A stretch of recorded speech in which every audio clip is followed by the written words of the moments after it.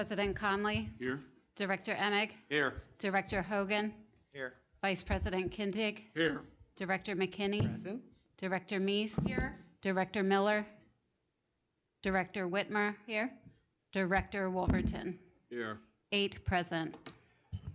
Thank you, Mrs. Allman. Our first item on the agenda is agenda item 2.01, Student Board Representatives Report. Are the student representatives here tonight? I do not see them. Okay, we'll move forward. We have a presentation, agenda item 3.01, which is the Friend Friday presentation, North Salem Elementary. All right. Move this up a little bit. Good evening, board, community, family members, either live or virtual. Just wanted to highlight something happening here at North Salem this year. One of the things we always intend to do every year with our students, in particular our 5th graders, is to truly empower them as the leaders of our building. Most of them have been in elementary school, and a lot of them have been at North Salem for 5 years. This would be their 6th year if you include kindergarten. And we want to use them as examples of good, proud behavior and model that for all of our other students. Prior years, I have come and talked to you about our Proud Council. That is a group of students that are mostly 5th graders with some 4th graders. But this year, we have 2 5th grade teachers that came up with an idea of another way to empower our 5th graders to be student leaders at North Salem. So they, along with Mrs. Houlihan, who is our makerspace and librarian, created a short video. This was actually created for the staff. One of the things we've been doing is to highlight things happening within our building, but this was put together and I thought, well, we need other people to know and hear and see what's going on. So we're going to watch this short little video clip and then I will let the teachers just speak for a brief moment or answer questions that you have. But their idea was to, again, highlight our students. How can we get them to be seen from some of the younger students? And Friend Friday was their idea that we started this year.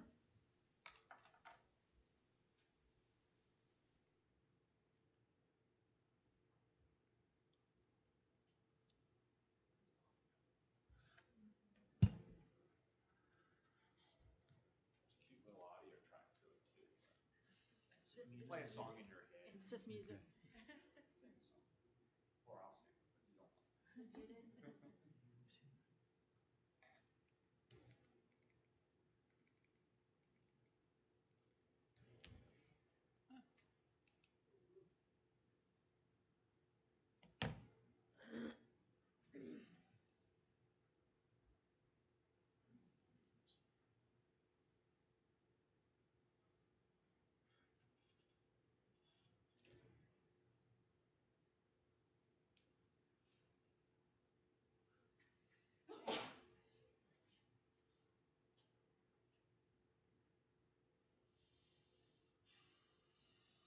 Sending on to that.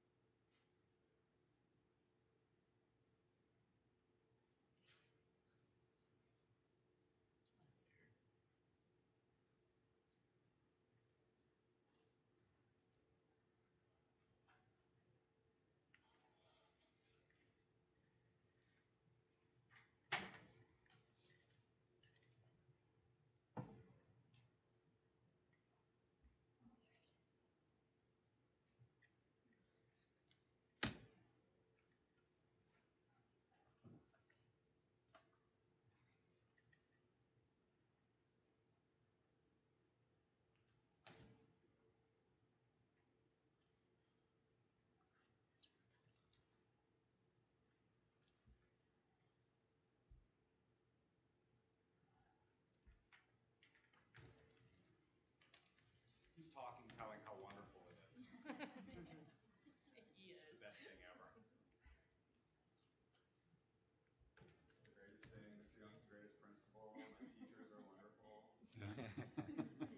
emailed us. That's what he said. Yeah.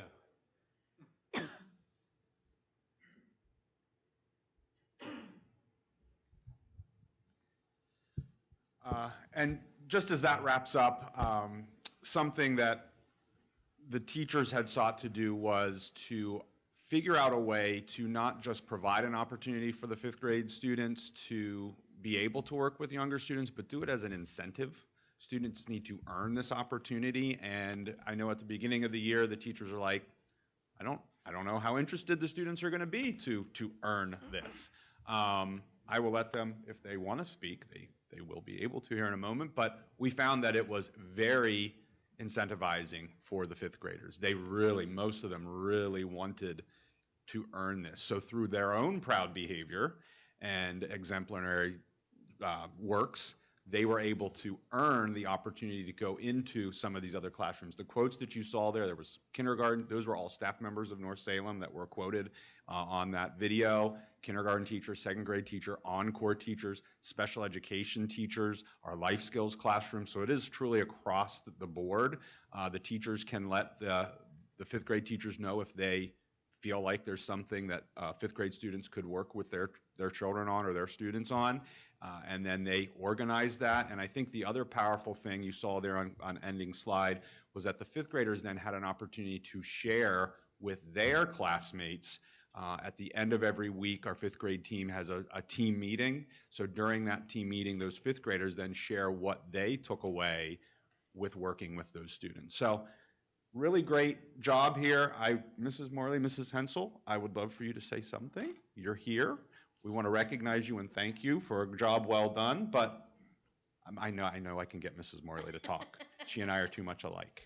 Well, you led into some things. Just to explain how the process works, we have a form that we send out to the teachers, and they fill it out as to how many students they need, what they will need them for, and then we put that into a form that our students get. So we look at it and see how many students we need. And normally we're at about 25 a week, which has just sort of blown up. We weren't really sure. Everyone started with only needing one, and now we have some requests up to like 5 and 6, depending on what activity they're doing. And then we choose our students, our above and beyond for that week, and they get an email that says, congratulations, you've made Friend Friday for the week, fill out the form. And on the form, it has all of the listing of every teacher who would want them that week, their opportunities, some things that they might want, like if they want someone to do math cards or, cut things in art, just so the students can pick something that they would like to do, where they feel they fit. They know that they don't always get their first choice, though. We put that out there, too, because everyone wants to go to kindergarten and everyone wants to go to the gym. So, we make sure we spread those out. But then we pull them, we put them in their places, then we pull them and tell them where they're going, get them organized on Friday, and send them out. And they have about half an hour to 40 minutes that they're out with their teachers.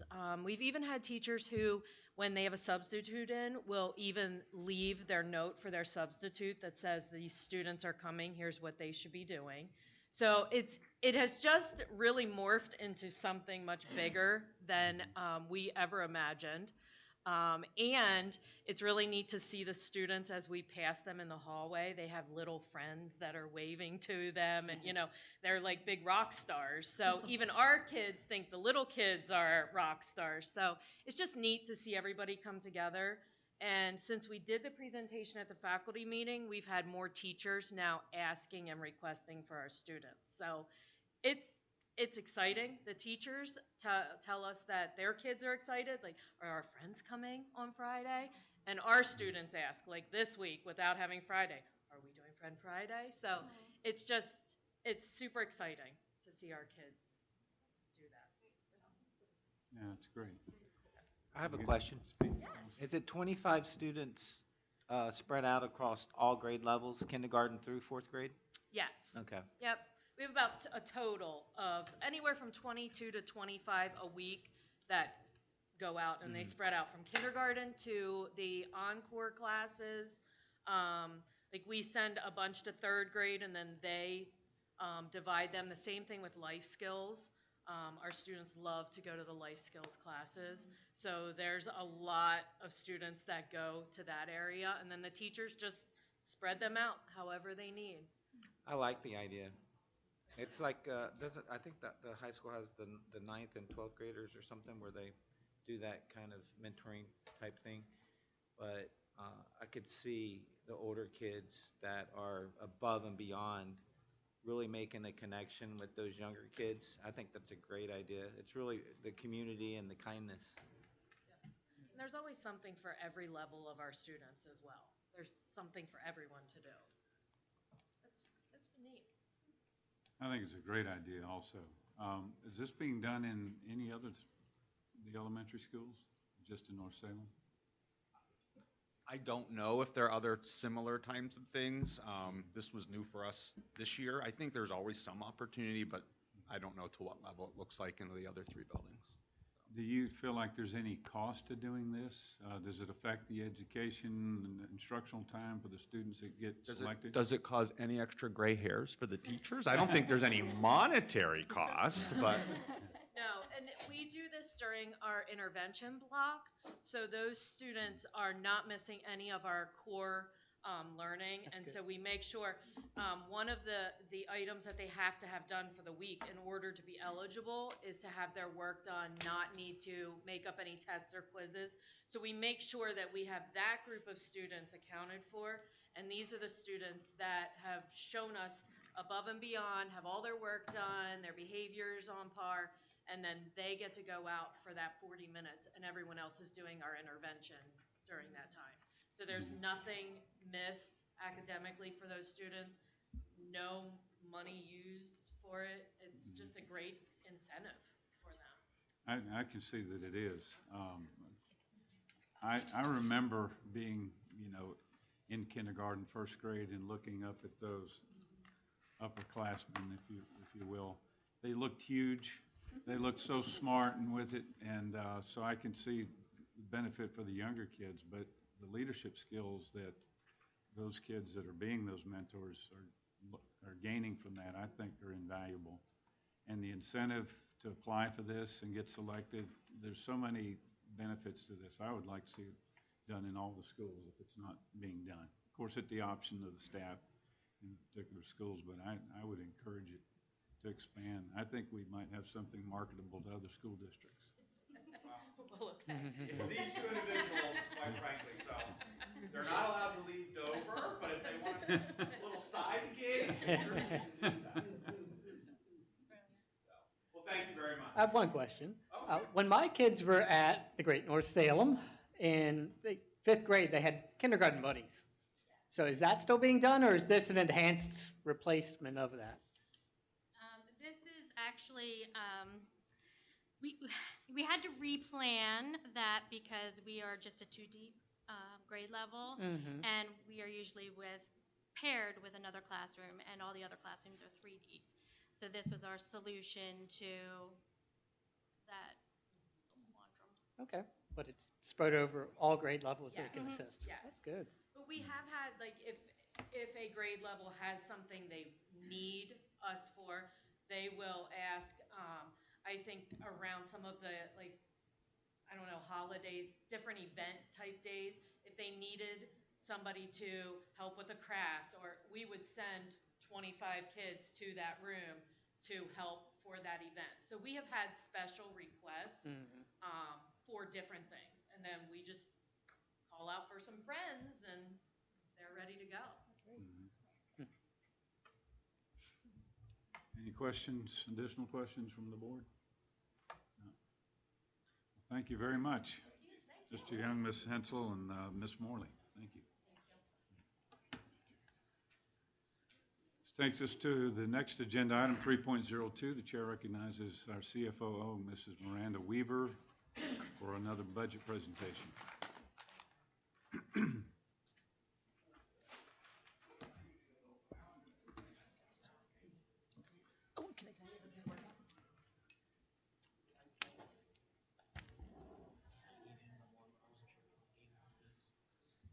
So what you see right now is the updated change since the March presentation.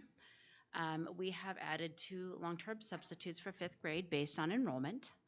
So obviously that's updated the anticipated deficit slightly.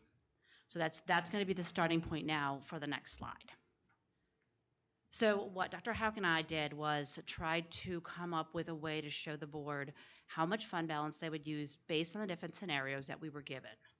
So as you can tell, if you don't increase taxes, but we do put in the adequacy funding, the fund balance usage, and then obviously if you deduct the $227,000 in savings, which was the medical premiums and the savings from attrition, we have one amount, and then if we deducted the entire $400,000, what the actual fund balance would be.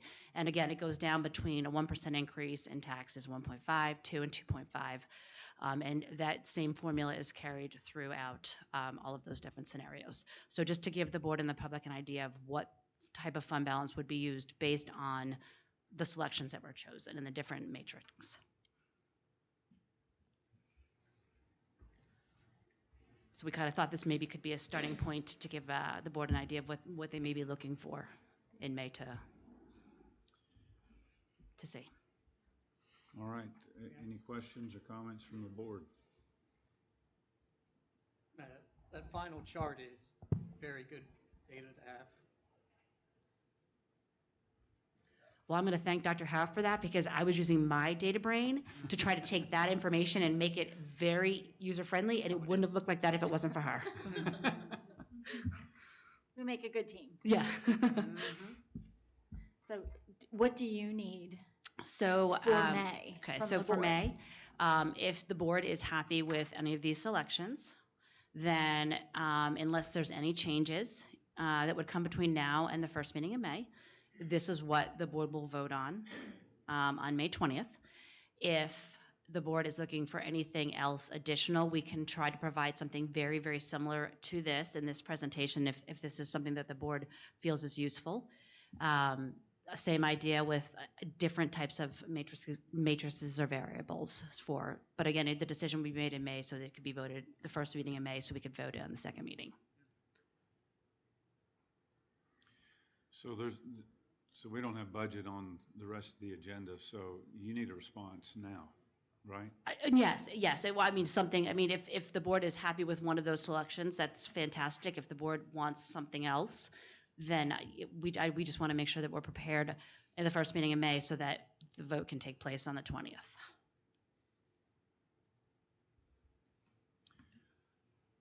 All right.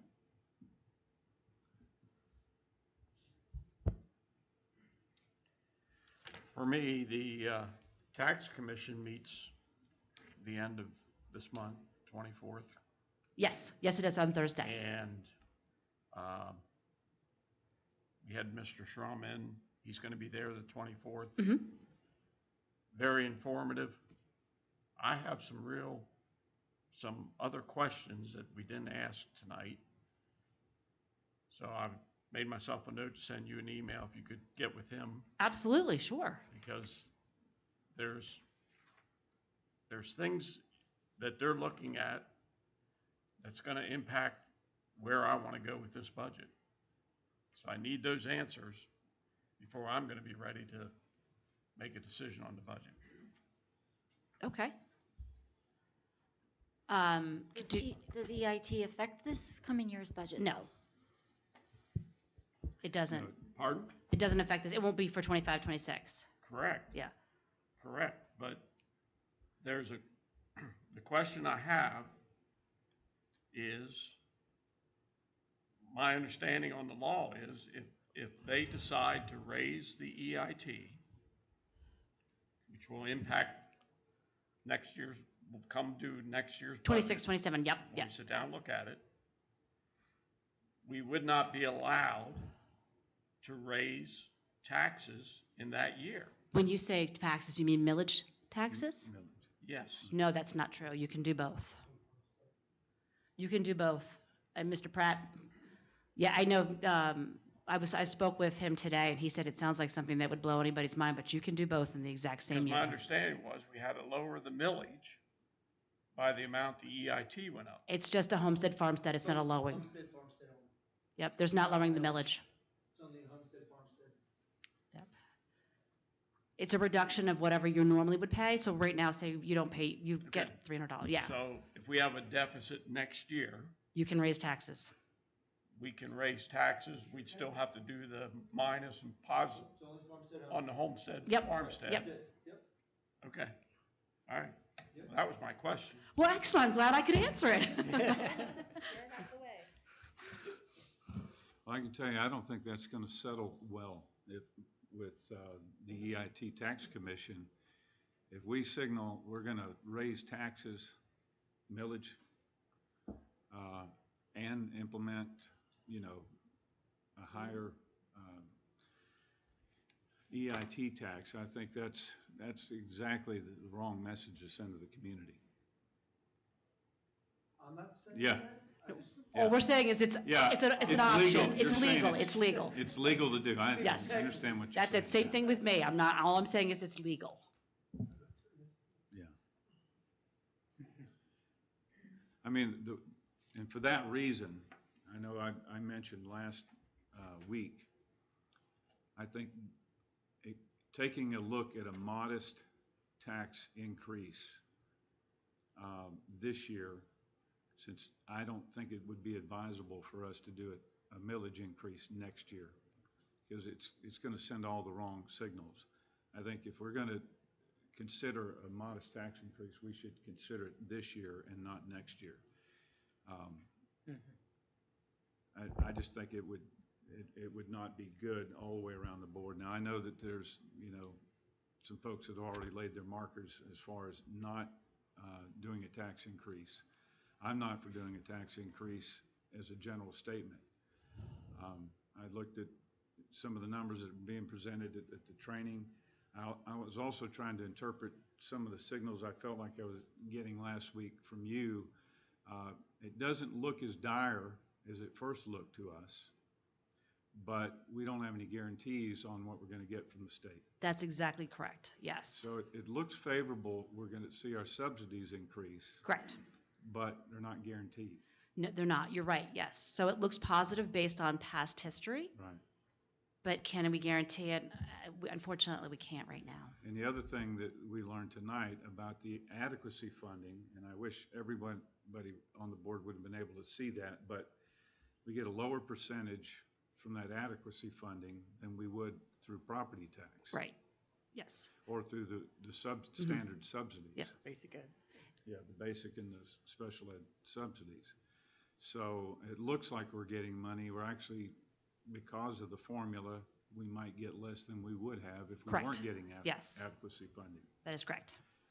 So that's a complex, you know, factor, I think, in this, and I think most of the casual observers aren't going to be aware of. I wasn't aware of it. I hadn't done the calculation either. Yeah.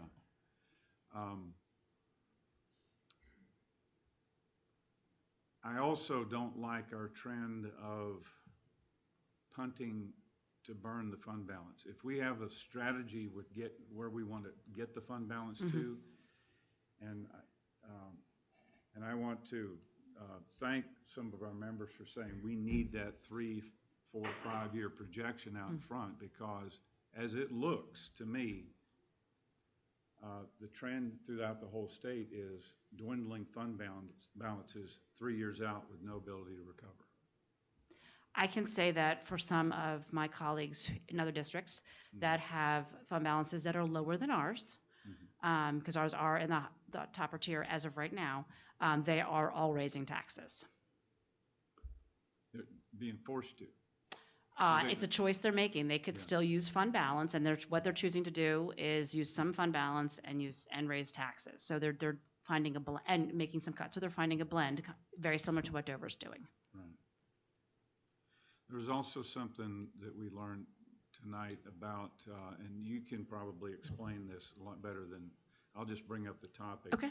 But the offset of the homestead, farmstead exemptions, and I'm probably not even going to reference this right, a lot of what you would gain in EIT actually gets affected by the homestead farmstead exemption. Somebody help Yeah, me out with this. that is correct, because, Yeah. so how it works is because of the fact it's off of earned income, Right. there's a tipping point. So you hit a point where your net income at home is a certain amount, and you're gonna pay more than you would in property taxes. So it is offset. So because of the fact that we have so many homestead farmstead as compared to our total population who are submitting the EIT taxes, you're just, we end up being the tax collectors. So we take it from you here and then you get it back here. So it's really a wash. It becomes a wash and for about what percentage of our folks, 80% or? Yes, 80%. About 80, we have roughly an 80%, 75 to 80% Yeah. residential district. Yes, correct. So expand on that wash. What's the bottom line for us on how that affects us in this year's budget going into next year's budget with an unknown on what we're going to do on the EIT and how that should factor into our decision? And feedback for you tonight. It just depends on how the tax commission study looks at it and what their recommendation is. From the preliminary calculations that Tim and I worked on, the household income that would shift to where you're not just breaking even to where you're actually paying more because of EIT is 108 for the entire household. So if you make 108,000 or more, you will pay more in EIT tax than you would have, than you're going to get back. And that's considering the homestead exemption, so we have, I think it was, what, 4,000, roughly 4,500 homestead exemptions? About 65. 65. Yeah, I'm give or sorry. take, that's rounding. And how many of those are also farmstead exemptions? It's the total. It's homestead, Oh, that's- farmstead, so it's the whole total. So they don't divide those out? No, it's the entire total. Okay. So that's a part of it. And also the other thing too, as he talked about too, is when you, depending on how they factored in, if we can go up to, at this point, up 4/10 in EIT. But then we're getting close to the 2% mark, which, as he mentioned, is not considered favorable for those who are doctors or lawyers or anybody, or even for people who come in to rent, because they don't see 1.8, they see 2. And being the highest in York County and double most of them, again, it's more data that the EIT Commission's going to have to weigh in.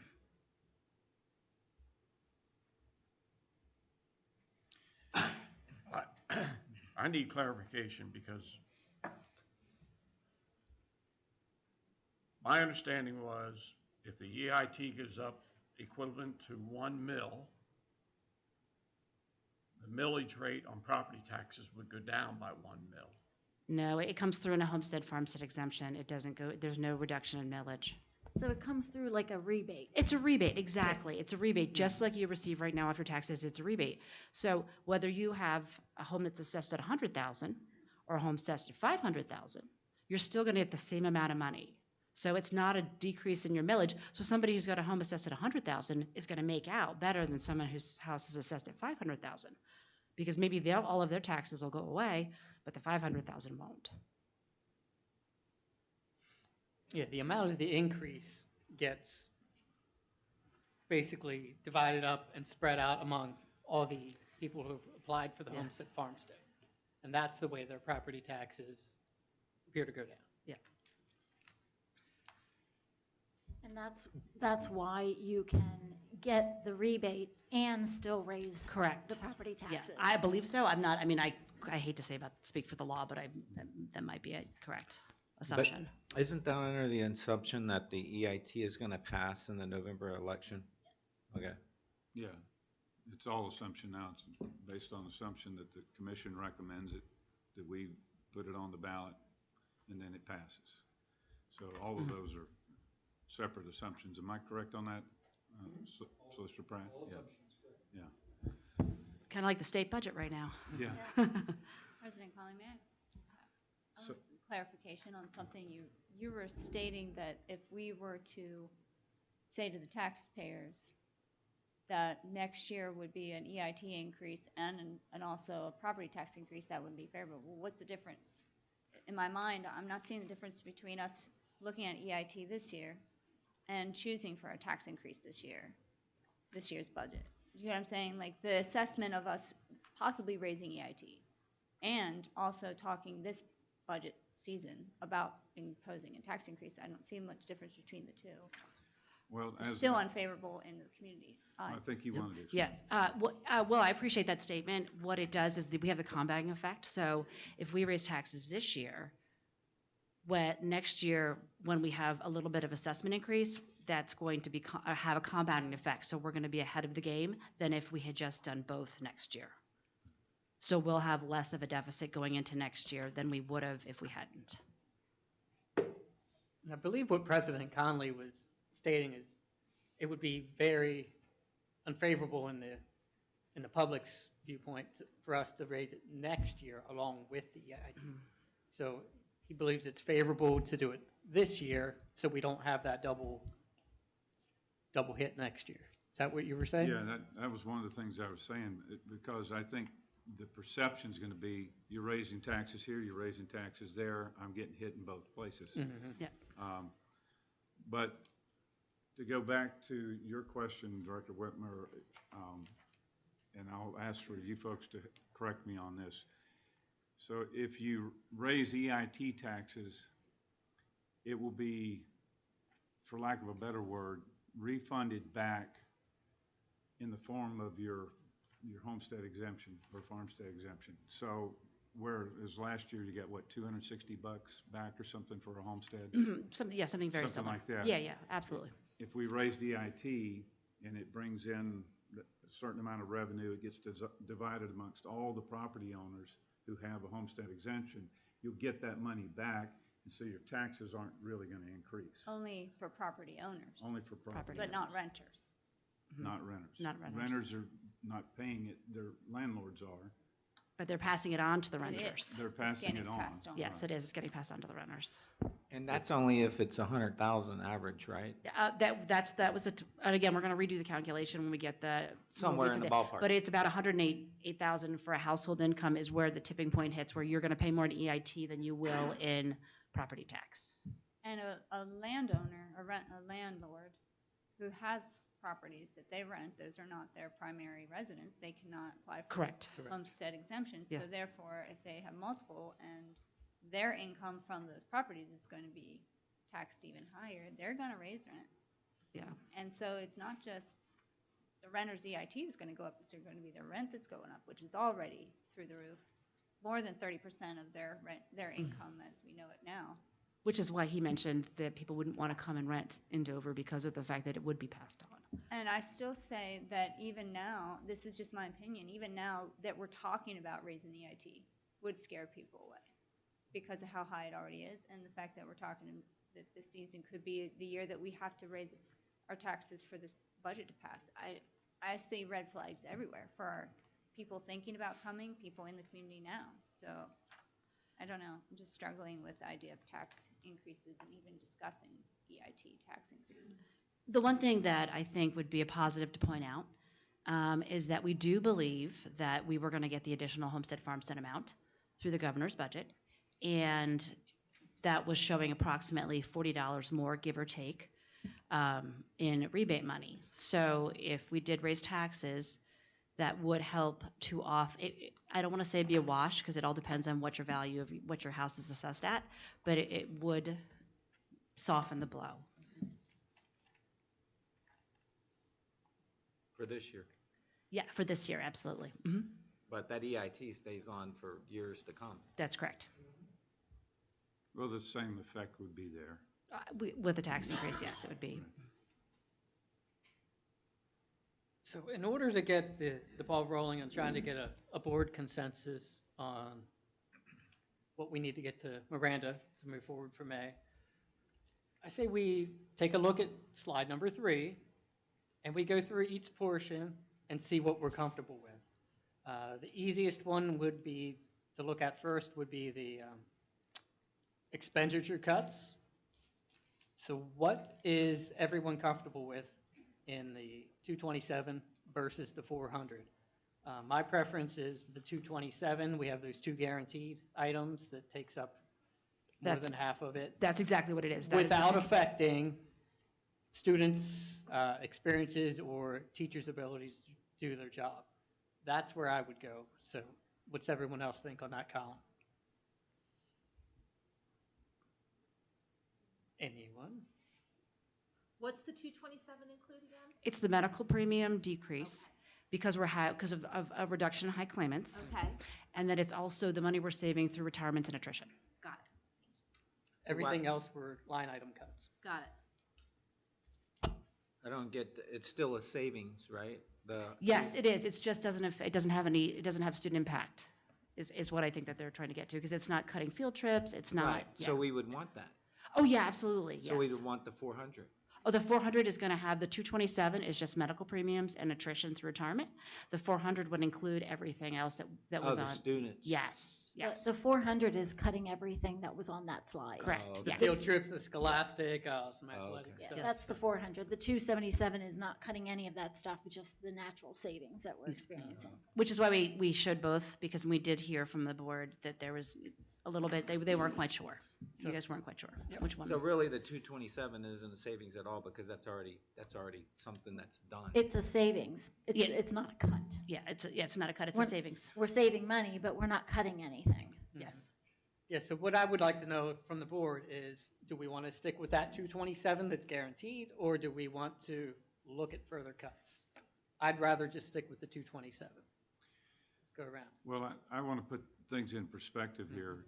A $400,000 cut only represents a 0.5% of our entire budget, right? It's very we're- minuscule. So we're, and I hate to frame it as a cut. It's not a cut because I think the entire board is willing to approve increased spending.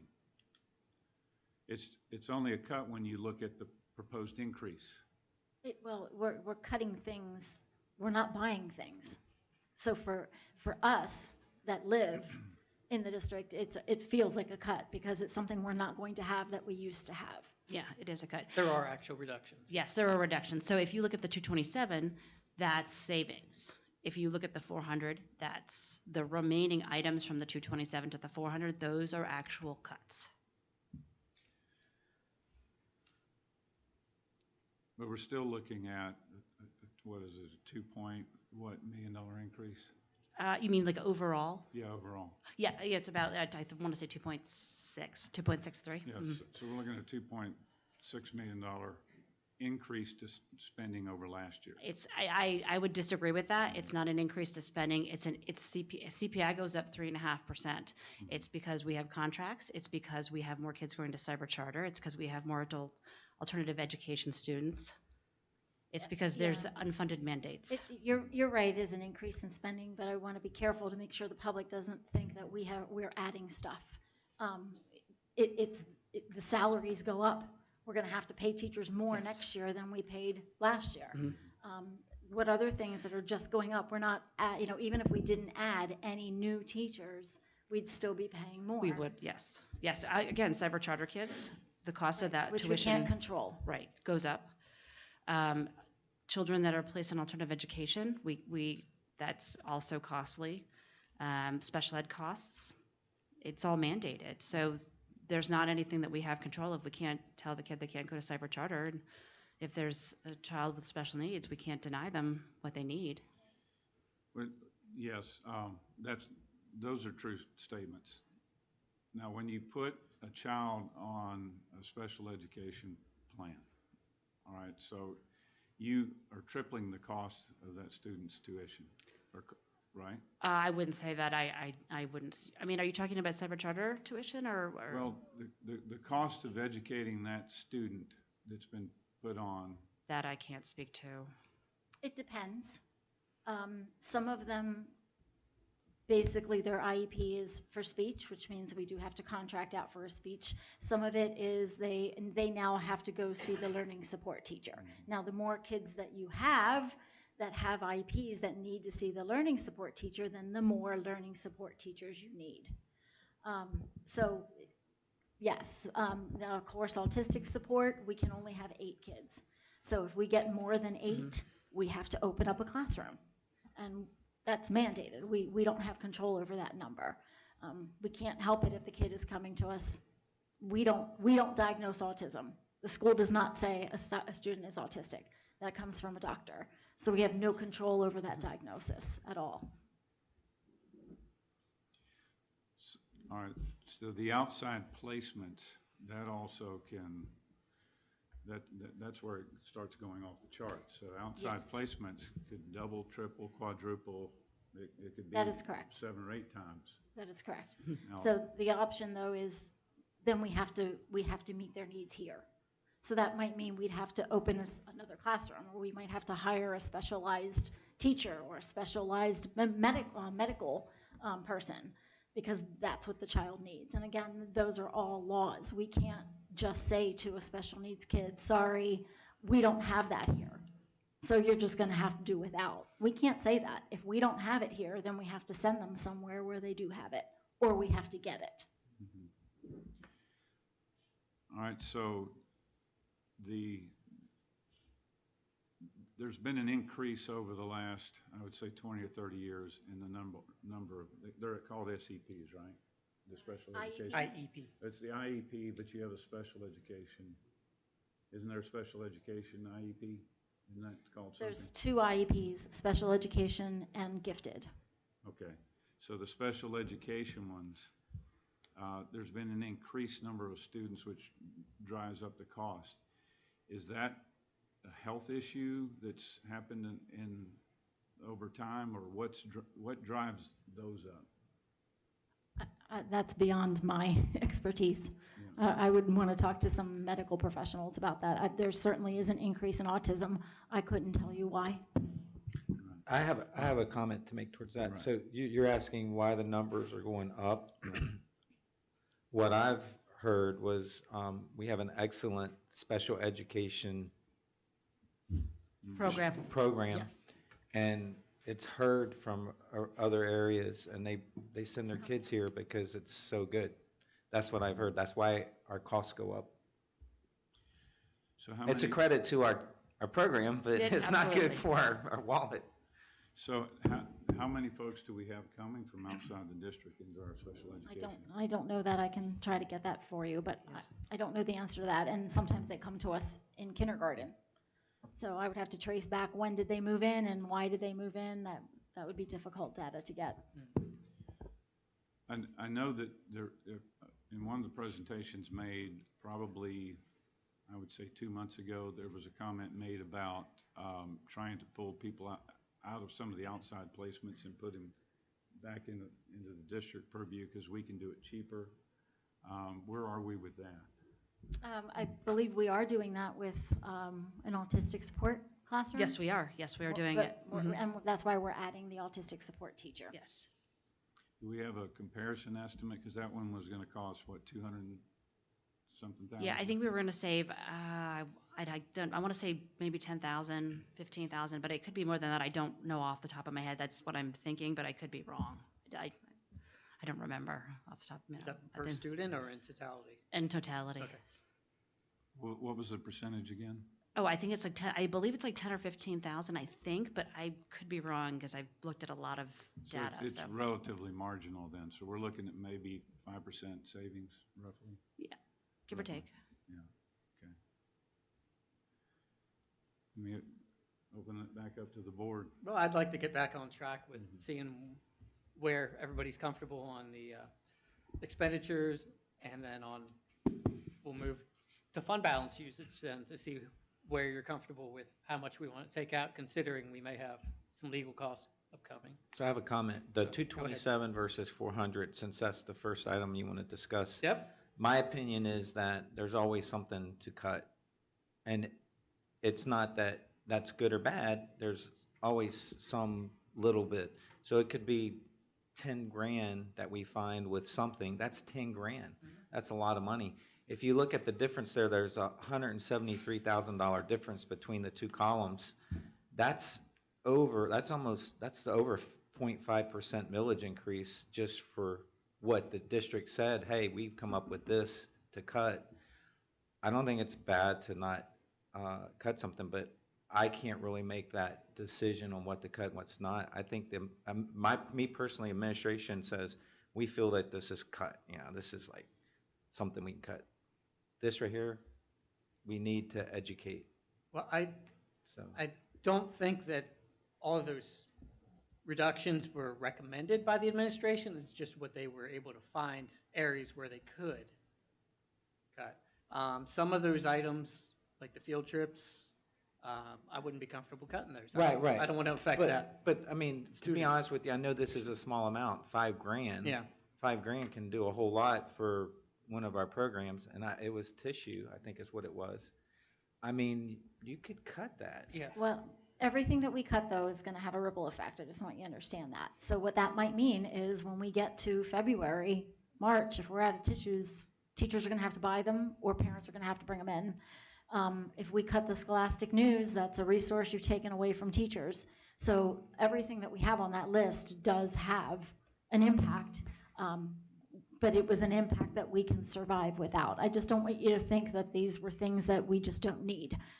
We needed them. Yes. We just looked at what can we cut that isn't going to have a huge impact on students. So And do you feel like everything on that list we need? I'm saying that if you take it away, we're going to feel it. And that's where we are now. There isn't anything that we can cut But I that mean, we're we not took, going to feel. I agree with you, but I'm saying we took away a secretary, I think here in the admin building, I felt she was needed, but we cut her and it was pretty, a vote went through, I think, and she was gone. I mean, Well, but now we have my two secretaries that are filling in. So all we did was distribute the work to other people and made other people work harder. So it's not that we didn't need that position, but Mrs. Allman sits there, my secretary sits there, they take turns sitting there. And all her- Sometimes one of the administration has to sit there. so what I'm hearing is your recommendation is to keep the 400. I'm trying to get from the administration, what do you want? Because I don't know exactly what's absolutely necessary and what isn't. So you're saying keep it if you had to make that vote? It's not my decision to make. All I'm saying is that we put those things on the list, but they do have consequences if we don't have them. The sound at graduation, that means we're going to use the sound system that's already there because we're not paying for the sound. Yes, there might be some field trips that kids are not going to be able to go to. That's where we are. So would I rather take away a field trip than take away instructional materials? Yes. But those are, okay, so my point in with that is, those are things that are obvious. Right. Are there things on there that maybe aren't so obvious that we can cut? And tissue, yeah, the teachers might have to bring a box in, but that's $5,000. That's all I'm getting at. If we feel that we need to keep it, I'm okay with that. But unless the board's, I think, unless y'all are in agreement that we keep, if it's black and white, then let's make it black and white. So last meeting, I ran through the exercise of going through that list and deciding what I thought was necessary to keep. And I came up with 83,000 of the 177. So basically still cutting or reducing about $90,000 of it. So, that's coming from my perspective, not that of a staff member or administration. But if everyone wants to go through line by line and agree on that, I thought that was something that we were going to provide to Miranda. Yeah, we have reduction of grass treatment and weed control, that's 18,000. We can cut that. We have the tissues. We have the pool robot cleaner. We do have a cleaner. It breaks down. We have to keep fixing it. So that's something we could eliminate. It's not going to affect students so much. The removal of the lifeguard, we won't be buying the lifeguard chairs. We should be able to experience 28,500 from phone and internet. That's something we could do. The digital announcements, if you walk through the high school and you see those TVs up on the wall, they would be black. Not going to have those. That's $2,000. The graduation sound equipment. So there's stuff here that I would say, yeah, we can do without. We won't get scooter boards for PE, but that's only $459. We have a solicitor at both meetings. That's $7,088 if he only comes to one meeting. is the board willing to go without their solicitor for one meeting? Those are the, that's what I mean, there's an impact to that. Yeah. Removal of scholastic news, reduction of CTE travel, my staff development budget, I'm just Yeah, gonna not. I think that's good input that you just gave us. I mean, you know about a robot in a pool, whether it's needed or not. And if it's not needed, then let's not. So what I would suggest that you do is give us the amount, and then we pick. Yeah, I agree. Because I think the sound system's important. I think some of those things that we can't do without the communication. It's important for communication within the school to the students. That digital board for $2,000, that communication is going to be a lot more, than the value of 2,000. So we need to keep that too. Well, Director Hogan, we were just at the track meet last week, and the announcer was announcing the events coming up. I didn't have any problem hearing that. I didn't think the sound system sounded bad at all. It's just a matter of getting the microphones down to where they need to be, I think. I've heard Dr. Weisling and Dave App talk many times out there in regards to meet the team nights and whatnot. So I don't think that's really as much. It would just be if it fails prior to graduation. And then right now, we have a backup. So right now, if whatever the sound system had would fail, then we have a backup. We would not have a backup. If it fails, I don't know what we'll do. Yeah. I mean, that's crazy to think it could fail. Yeah, you before work. graduation. Yeah, it's. I personally prefer to have a backup. I mean, it's like our computers. You can't have a breakage. You need a backup, or else we've lost our livelihood and all the data. And then the graduation, the kids work towards that. You got the whole community. You know how bad it would look if it did fail and we didn't have a backup. That would be terrible. So I would say we need that. How about this? This was what we had talked about at the last meeting, and it may be a good idea because I do feel like people are going to have what they think is more important to them. And it probably is going to be challenging for everybody to come to a consensus tonight. So why don't I send out, which we had talked about last time. I think what we need to do is get the board to give us a dollar amount, and we make that decision. Absolutely. I'm okay with what Rob said. That dollar amount that you brought up. Okay. So is everybody okay with 83,000 that he talked about to cut? No. 83 to keep. That was, My answer is no. And it's going to be no. No, in what direction, Mr. Emick? No, No in. cuts. No cuts at all. And I'll go back to my cut it all. You have a beer budget and you want to give a champagne education, you're going to have to start living with that fact, folks. Well, I don't want to give a beer education, though. Now, it's just a term. I understand what you're saying, but that's what I'm trying to avoid. I'm trying to avoid reducing the education that we give kids. Some of this can be cut some easily. of it, yes. That's why I pulled My out. answer is cut it all this time around. I agree some of it can be cut. That's why I pulled out anything I thought would directly impact education or students. And I came up with half of it, about basically 90,000 that we were. You're talking about the original 400 that was. Of the line items that could be, we're definitely keeping the 220,000, the insurance and the other was the pensions, correct? Yeah, I think the administration knows what we need and what we don't. We give them a dollar amount and move on, because the robot isn't needed, so why would we want to keep it?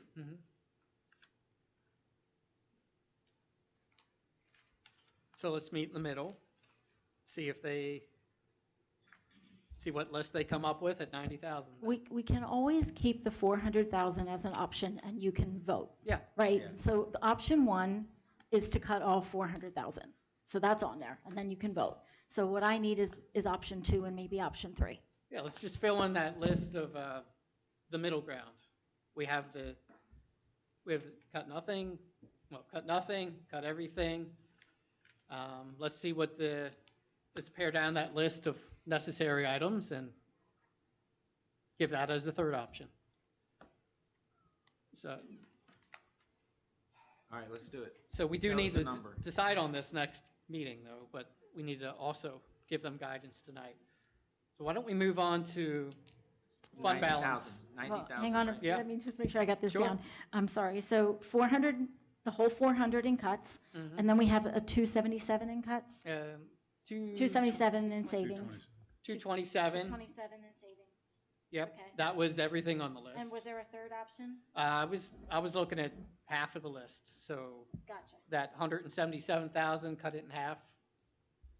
I'm with you, thank you. There, all right. Well, I'm sorry, it just makes more sense to me that we not put 400,000 up there, because we're not gonna not say yes to the 227K, like, that's a given. Yeah. I think that just throws in like a strange variable that doesn't need to be talked about. Yeah, the So 227 it is a almost given. seems like it needs to be, are we cutting the 177? Or is it gonna be less than I that? agree with that. Yeah. I mean, it's confusing to have that. I had the same problem. Yeah. Just take the 227 It out. shouldn't be and take that- 400,000. It just needs to be the, 0 or only the- 177. yeah, and we're not gonna vote Or on the two, middle ground. we're not gonna vote on whether or not we have somebody who's not coming back and, you know, that cost savings, that's just gonna happen. You know what I'm saying? Like, that's, I know exactly what they're asking. Okay. Yeah, thank you. Yeah, I'm just giving an effort to you're try to good? get us somewhere tonight. So then we're on to the tax increase. I think it makes more sense to move on to the fund balance usage to see what we're comfortable with. That'll determine the tax increase, if any. 2 million, I am not comfortable taking that much out of the fund balance, considering we have the legal issue possibly in the future. I would like to keep it lower than that.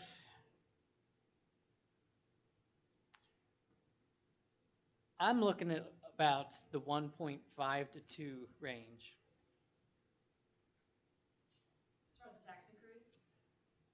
Well, the fund balance, I'm looking at the fund balance usage with the guaranteed 227, 1.25 million. I think I'm comfortable there. Because I'm not in favor of maximum tax increases. I'd like to land on that 1.25. Didn't you say last month that there would be or last week, there's a possibility of an additional million to 11 to 1.1 million that could come through? That would get us pretty close to not affecting the fund balance and keeping that healthy. So I'm looking at about a 2%. 'Cause you would wanted a modest or recommended maybe a modest one this year so we could avoid one next year. That's where I'm landing as far as comfort in using fund balance, is that 1.25. And if I recall correctly, I think it was 1.5, the average household would pay $50 increase in taxes. I don't recall, but I think that About was. 2%, 2.5% was about $70 was the average. Yeah, Right, that's about right. yeah. Okay. And then with the farmstead, homestead, extra 40 coming back. Correct, yes. That's really gonna, at that level, the 1.5 to 2, it's really gonna be almost no tax increase seen or felt by the taxpayers. And we could still retain our fund balance and maybe even retain all of it if the state comes through. So that's where I'm sitting right there as far as playing it safe with the fund balance. I think the offset on the homestead, farmstead exemption is, if the average home is 175,000, I think it becomes a wash at 1%. Okay, I don't have the numbers in front of me. I did some calculations on that, so that our homestead exemption is going to be going up roughly $40. Correct. So in order, you could raise them 1% and you're on a $175,000 house and your tax is going to be the same. Okay, again, I don't have it in front of me right now. I'm just saying. That's what I understand as well. So 1.5, you start getting above it. Yeah, it would be minimal, $10, $20. Sounds like it's $20 increments, 20 to 25, somewhere in there. 24.96 for every 100,000 of assessed value.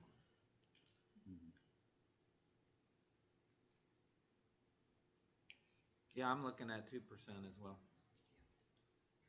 Yeah, I think the more vital question is how much fund balance are we comfortable using at this point? If we stay close to that $1 million mark, it's a possibility we might not have to use any, or very, very, very minimal.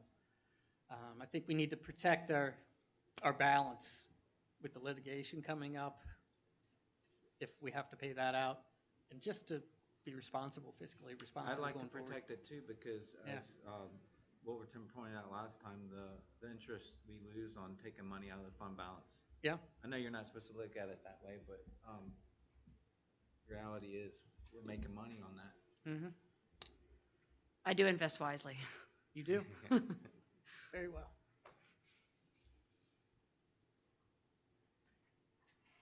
So where are you on it? 2%. 2%? Yeah, because 1%'s a wash, 2% for the average homeowner is $40 to $50 a year, right? A year.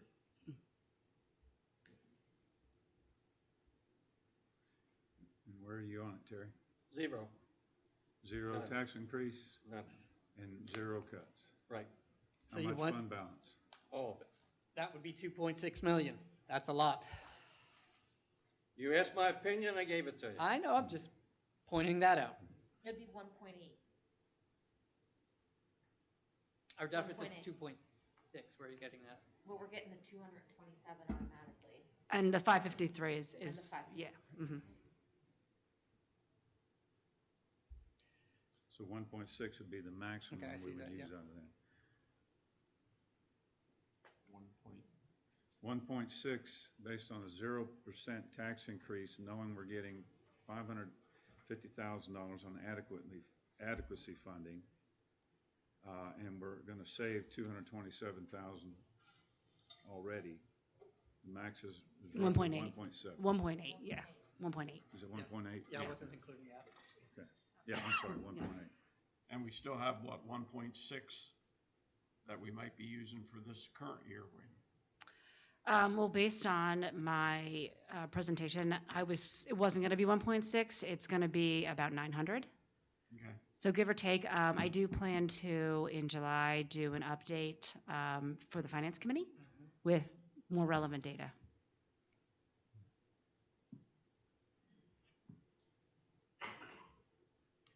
I'm not locked in at anything right now. I could probably consider a 2% increase. The 227 reduction in expenditures. So that's two options that we have then, right? Yay. But I'm not locked in. I mean, No. between now and next month, And obviously, I'd like to whatever. get a lot more information. Yes. And right now, we're just talking about what to present to you in May. We're not asking anybody to lock into anything. Right, absolutely. And obviously, as anything changes, the board will be made aware, and when we come back in May, it'll change the numbers. So that you're counting these two gentlemen over here, right? He's still out. So I think Dr. McKinney had thrown out some numbers already.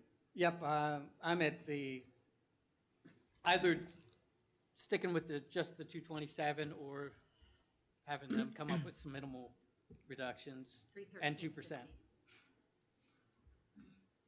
Be 313.50. So 227, 313.50, or 400, Mm-hmm. and then whatever percentage. Right? Mm-hmm. Okay, I'm trying to. Have you written all these down? I think you already have. So where we're with Hogan, Director Hogan was where? I think he was right where I am, 2% and 2%. 313.50. Yeah. 2%, and then the strategic cuts, we'll say it. Got it. Okay. Mr. Kennedy, could you go for the 313 as well?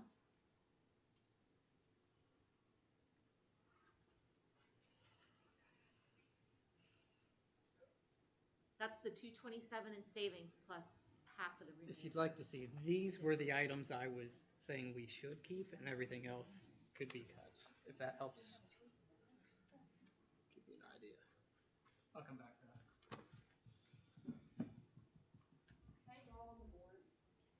Draw or price? I'm sorry?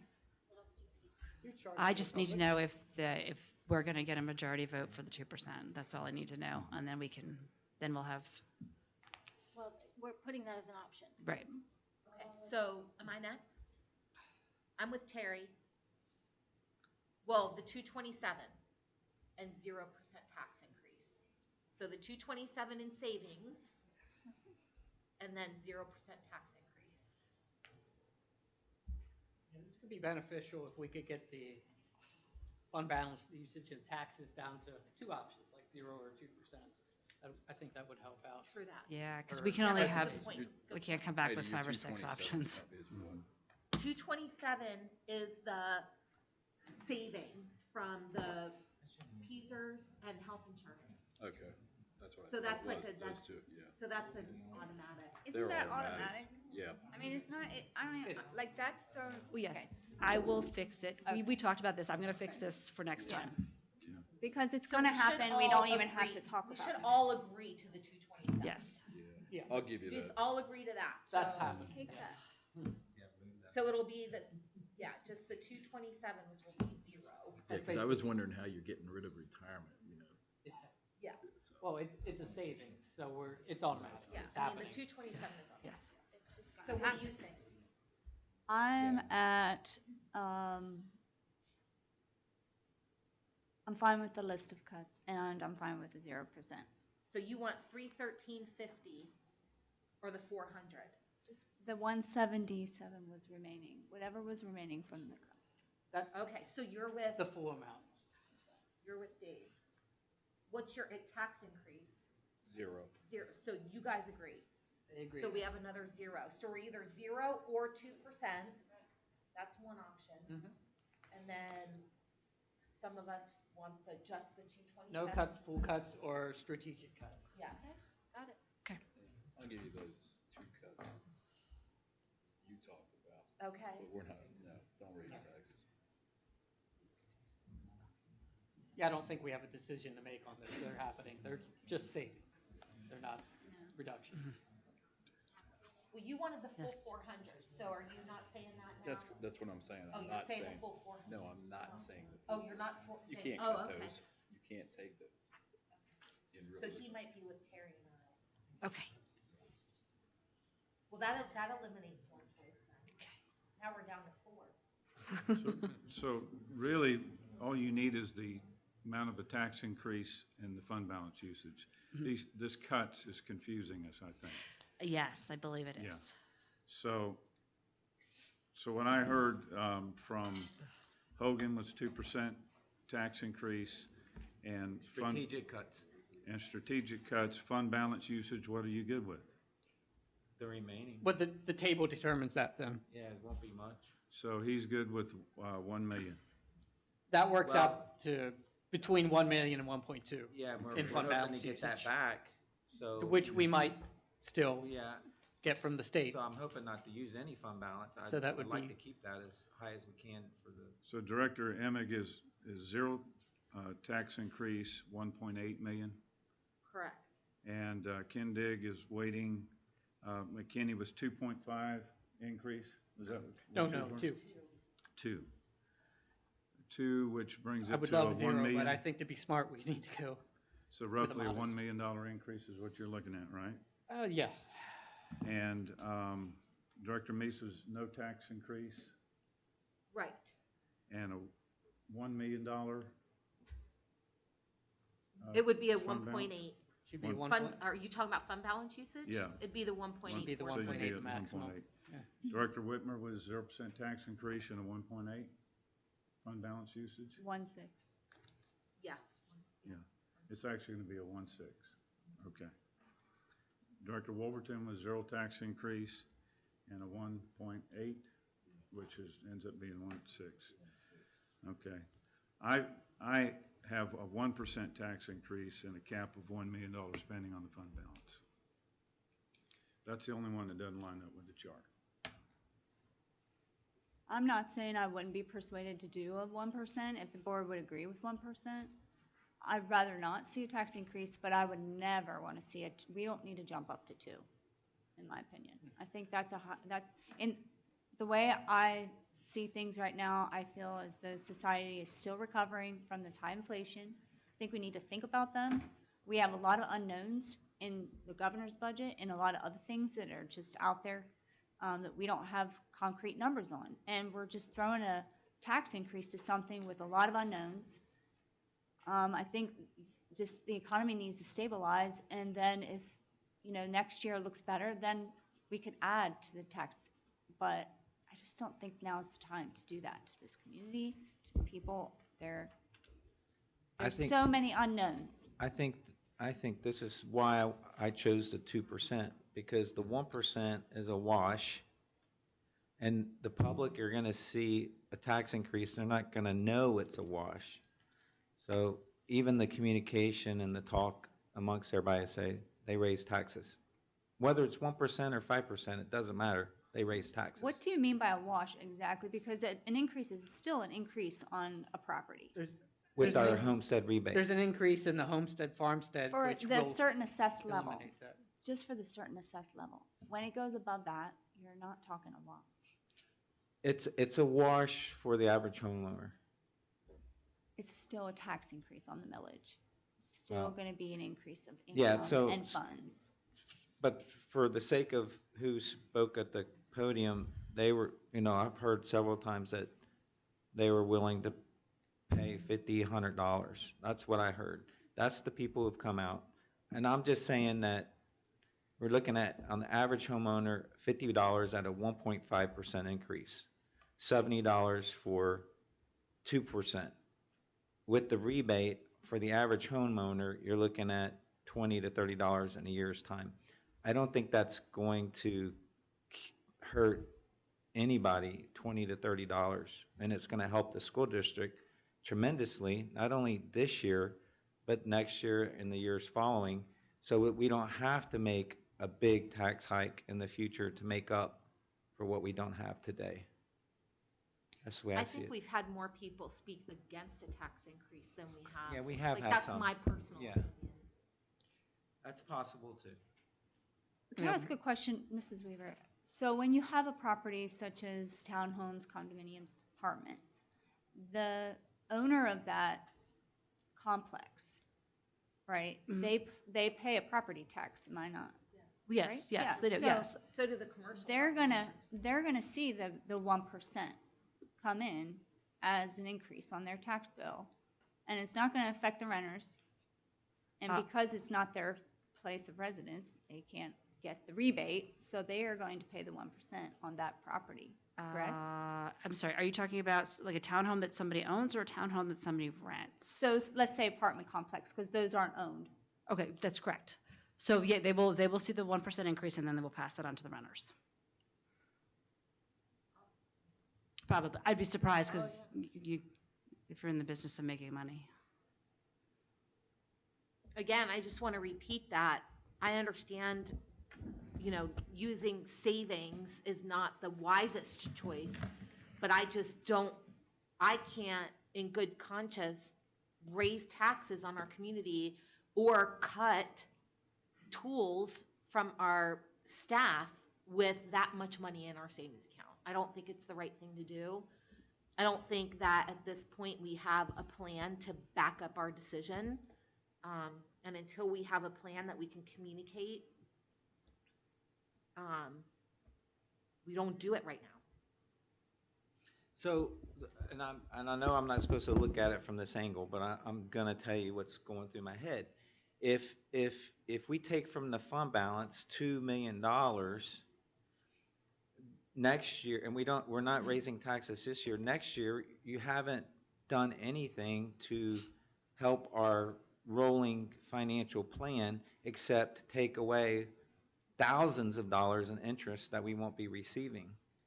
So. Well, I can't say that because there's no plan. So I don't know that to be true. Well, things aren't going, the cost of stuff isn't going down. So the cost of stuff is going up and the needs are going up. That's why I don't know what the student enrollment trends are. I don't know what real estate developments are coming in and when those will be up and running and collecting tax. I don't know about the commercial There's going to be, projects. our assessment increase is going to be very minimal for a very long time, I believe. And we also don't know what we're getting from But the that's state hard for or the me to federal say. government. You know what I mean? Like when I see that and I can see those projections in 5 years, but I need to see it to make sense. I need to see it to I can't just arbitrarily say, oh, let's do a 2% increase and not say this is why. Because we don't have anybody coming, because our enrollment numbers are going up, because we don't have any development, in the works, because the township or the board of supervisors says X, Y, Z. There's no reason, you know what I mean? For me at this point, black and white. I don't know. All right, so the reason why would be, and to speak to Director Hogan's plan for the future, the plan is to shrink that deficit. We've seen the projections for the next 5 years. The Yes. deficit's growing bigger and bigger every year.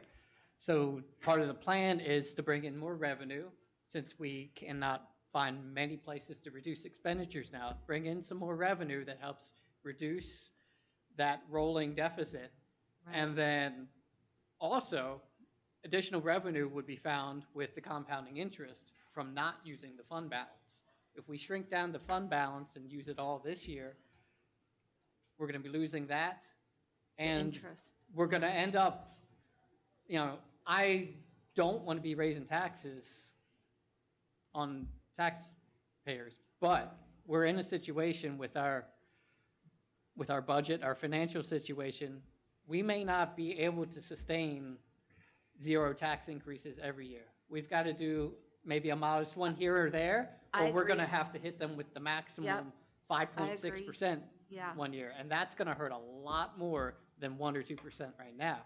And and then we'll be missing both the fund balance and that accrued, the compounded interest too. So I think this is just this is the responsible choice, I think, to I have another wrench to throw in. Yeah. I was going to do this during my superintendent's report, but I think the ESSERs. I know. So on March 28th, the United States Department of Education sent a letter out to all school districts who applied for late liquidation. We applied for late liquidation of ESSERs. We were granted late liquidation of ESSERs. And on March 28th, the Secretary of Ed said you have until March 28th to spend it. Exactly. So we did spend the 1.1 million, was it? We spent almost 1.1 million on boilers at Libe, and we spent it prior to September 30th, which was our deadline for spending it. When they went to install the boilers, they were the wrong ones, and they wouldn't fit. So we withheld the final payment to the company until they made it right, which is the right thing for us to do. Yes. So we had to apply for a late liquidation of $75,000. But we didn't get the 1 million back yet because the job's not finished. They'll pay us that. Well, according to this letter, we're not guaranteed either. So that is coming straight from the United States Department of Education. We did spend it before the arbitrary deadline of March 28th, except for $75,000. But we have been told you may not get any of it. Huh. So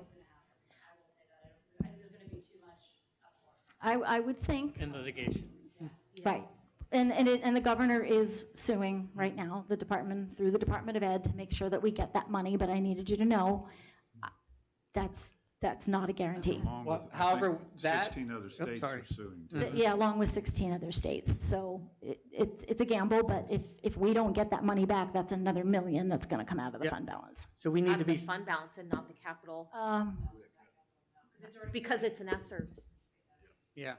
So that, I think, solidifies my gut feeling to retain as much of the fund balance as we can. Yeah, Between I that understand. and the litigation, that could be $4 million right there that's Well, disappearing out of the fund balance. yeah. And So that's why I'm not comfortable taking 2 million out right now. I think we need to be very cautious with that fund balance because it could disappear very quickly.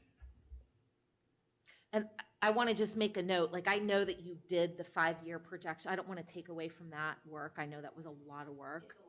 I know. So I don't want to diminish that, what you did there. And I think maybe my comments kind of did that because I'm like, I don't see it in black and white, you know. But I mean, like, it just takes me a hot minute. I need to look a few times. Yeah, yeah, like the. Yeah.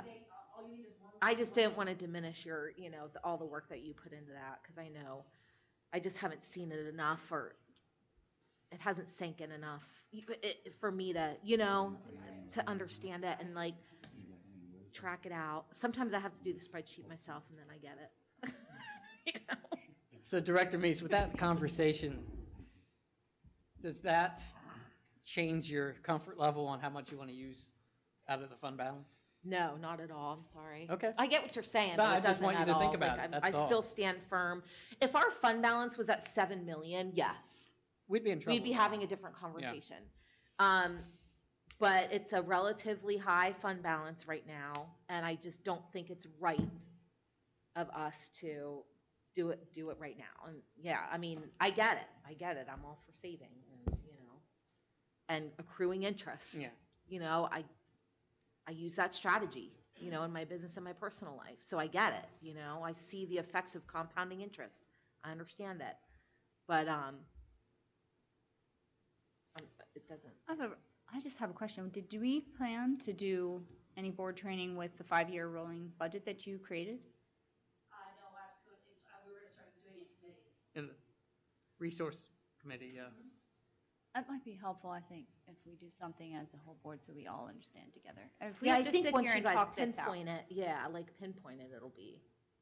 Well, we could develop it in committee maybe. Just like To present to tonight, the board, the yeah. training was very helpful to understand. I certainly can do a presentation. That would, instead I can do a presentation for the whole board instead of just in committees, if that would be beneficial for the board as a whole. Probably would be, yes. I think once it's vetted through the committee, yeah. Yeah. You know. Okay. Sure. It is easier to have a discussion with the committee as a smaller committee, and they can ask questions, and those can be Yeah, yeah. ideas that I present to the board of the whole. So, you know, while I'm opposed to tax increases, that's what I stood upon when I ran. I think we can't be blind to just sticking to 0 tax increases every year and then really operating like the state is, where they're draining their rainy day fund in 3 years. We don't want to see that happen here, because we'll be in a, then we'll have Well, to I'm not start saying looking to at. do that Then, yeah, at no. all. Then, I'm not saying to do that. yeah, but if we take the same approach Well, I'm year not- after year well, after year. If I'm sitting here next year and I'm Yeah. asked the same question, I might change my mind. Yeah, you have to look at the But circumstances. at this moment in time, with all of the data that I have right Mhm. now, that's what Yeah, I respect where you're coming from, huh? Yeah.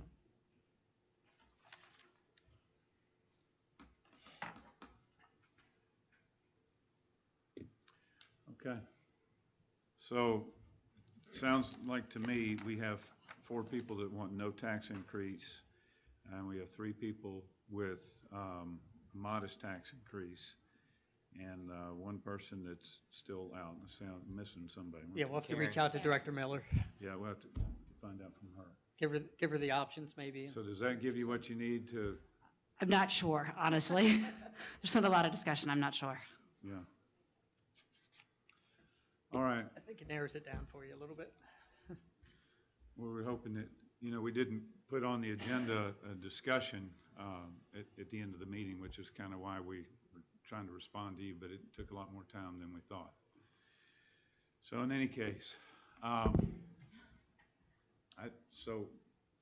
don't know, if I were you, I don't know where I would be in making a presentation. So I don't know what forum we're going to have another board discussion.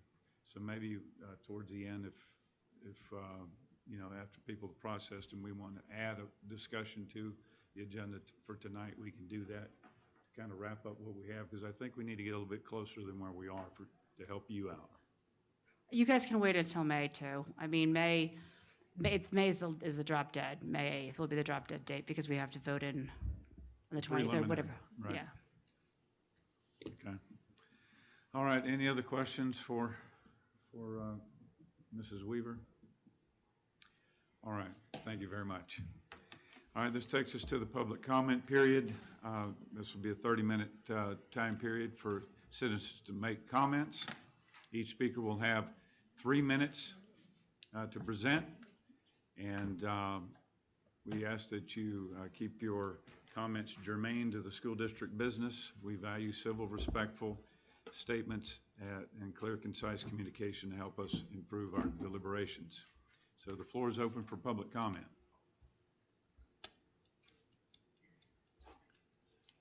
All right, seeing none, well, we have one. Good evening, Susan Hamburger. I would like to respectfully ask the board to consider that while $50 or $30 may not be much to you, to my neighbor who's 90 years old, that's a week's groceries. So please, when you're talking about these increases, and I understand they may be necessary, but please take that into consideration because it sounds like, really, I just want to say check your privilege. Okay, thank you. Thank you, Ms. Hamburger. Anyone else? All right, public comment period is closed.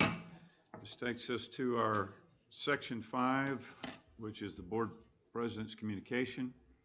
We had 2 executive sessions tonight prior to this business session. First one was an executive session to discuss personnel issues, and the second one was an executive session where the board received budget training. This takes us to section number 6, consent agenda on human resources. Is there a motion to approve? So moved. Director Emick moves. Is there a second? Second. Director Wolverton seconds the motion. Is there any discussion? Hearing none, Mrs. Allman, please call the vote.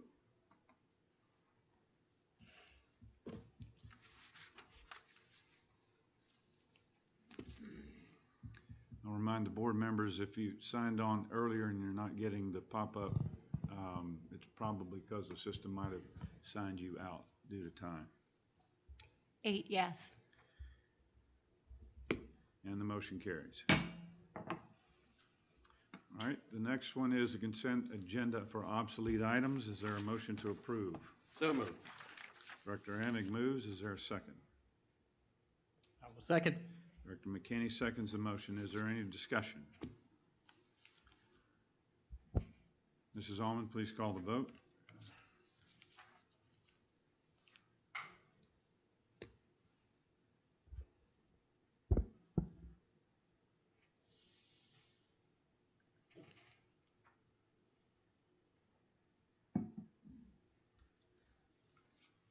Eight yes.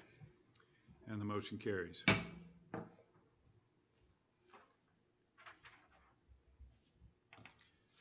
This takes us to our consent agenda for the minutes.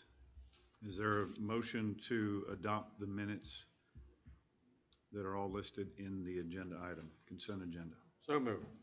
Second. All right, Director Emick moves. Director Wolverton seconds the motion. Is there any discussion? Mrs. Allman, please call the vote.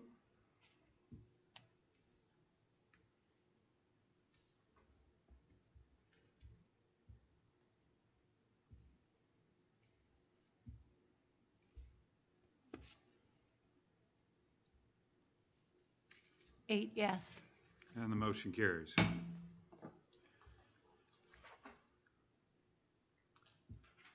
Next agenda item is 9.01. Is there a motion to adopt the bills paid report? So moved. Director Emick moves. Is there a second? Second. Director McKinney seconds the motion. Is there any discussion? I only had one question this month. Let me pull that up in my email.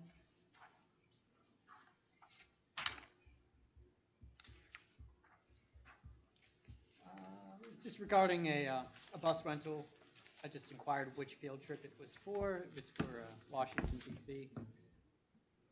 I tried to match it up to the field trip reports. I couldn't find it, so Mrs. Weaver clarified that for me. All right, any questions from the board? All right, are you ready to vote? Mrs. Almond, please call the vote.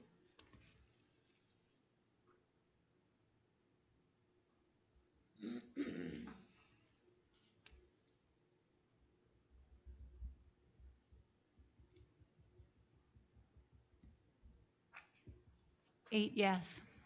And the bills paid report is adopted. Agenda item 9.02, the treasurer's report. Is there a motion to approve? I'll make a motion to approve the treasurer's report. Director McKinney moves. Is there a second? Second. Director Emig seconds the motion. Are there any questions or discussion? Yep, just comparing March to February, everything was pretty much in line. We had a slight increase in delinquent taxes coming in, real estate taxes coming in, so they are probably finishing up receipts. We're probably finishing up with receipts for real estate taxes for the year, correct? Actually, they were turned over as of 12/31, so Okay. if that's what you're probably, if you said delinquent, correct? The delinquent receipts. Yes, so we're seeing an increase from them being turned over. Okay. Other than that, everything was in line with previous month. All right, thank I'll you. make a motion to approve. Excellent. Any Oh, further we did discussion? that already. All right, Mrs. Almond, please call the vote.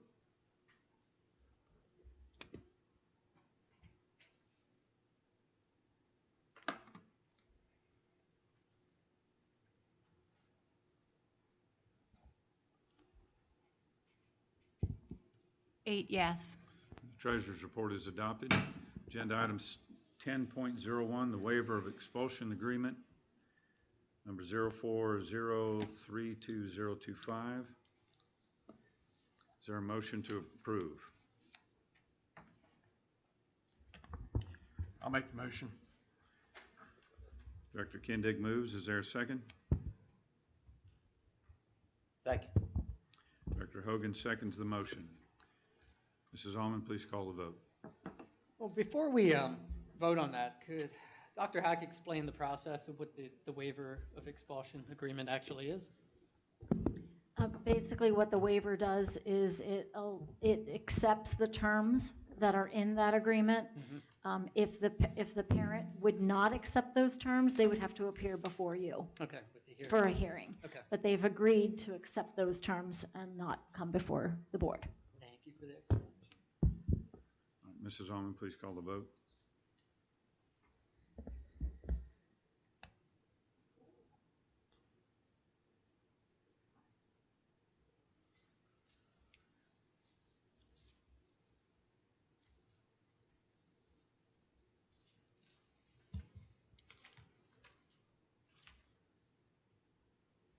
The number on the waiver, I don't think is correct.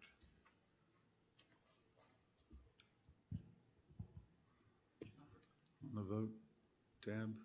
Pardon? You mean on the vote tab? On the vote, Mrs. Al- it doesn't match what's in the minutes. 04032025. That's Minutes the say, date. or the agenda says 4:08. The agenda should say 03. Okay, all right, thank you. Eight yes. And the motion carries. Agenda item 10.02, waiver of expulsion agreement, number 04102025. Is there a motion to approve? So moved. Second. Director Emig moves. Director McKinney seconds the motion. Mrs. Almond, please call the vote.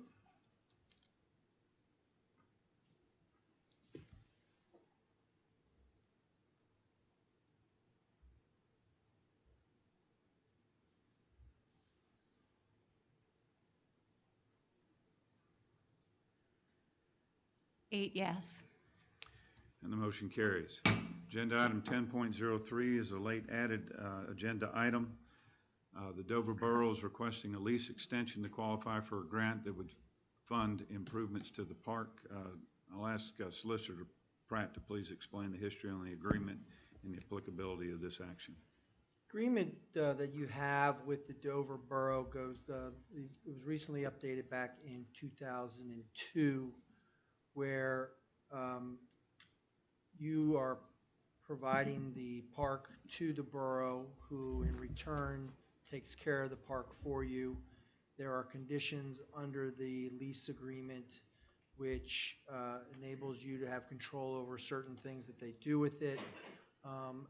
However, they are the ones in charge of allowing for as you can witness this evening on the way in, they have their fields there for the youth of the community to participate in sports.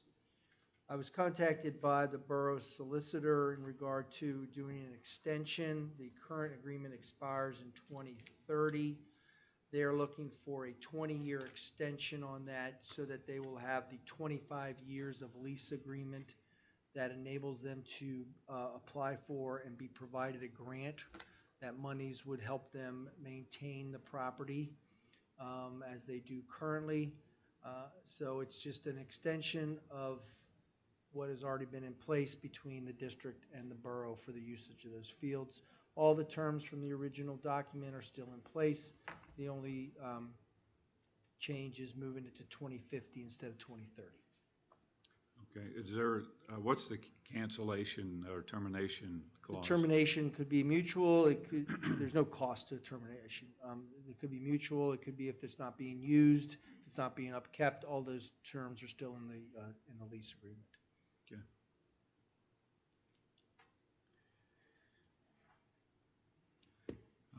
Dr. Houck, are there any plans that you can foresee that we would need this land between now and 2050? Not that I can see. Okay. All right, is there a motion to approve? So moved. Director Emig moves. Is there a second? Second. Director McKinney seconds the motion. Is there any discussion? Hearing none, Mrs. Allman, please call the vote.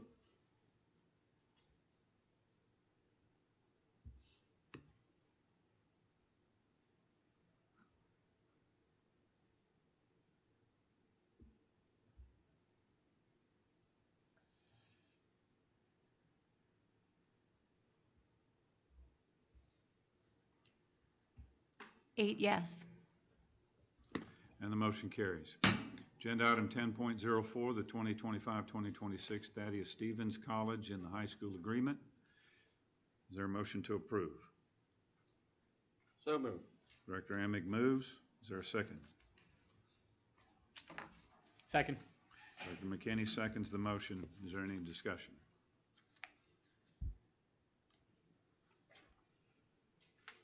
Mrs. Allman, please call the vote.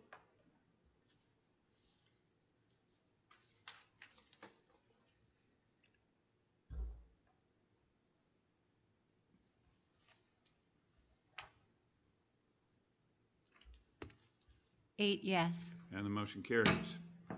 Agenda item 10.05, the EI Associates Proposal for Facility Studies. Is there anyone wanting to speak to this? I can answer any questions. Okay. I can try to answer any questions you guys might have. Does anyone have any questions for our Overall chair? cost? 5,000, which will be applied to any work that they do. Yeah, I really think it's a great option for us, especially with their reputation and working with the district and Mrs. Weaver before, so. And they're lower cost Yeah. compared to all the others. So I move. Director Hogan moves to approve. Is there a second? I'll second. Director Meese seconds the motion. Is there any further discussion?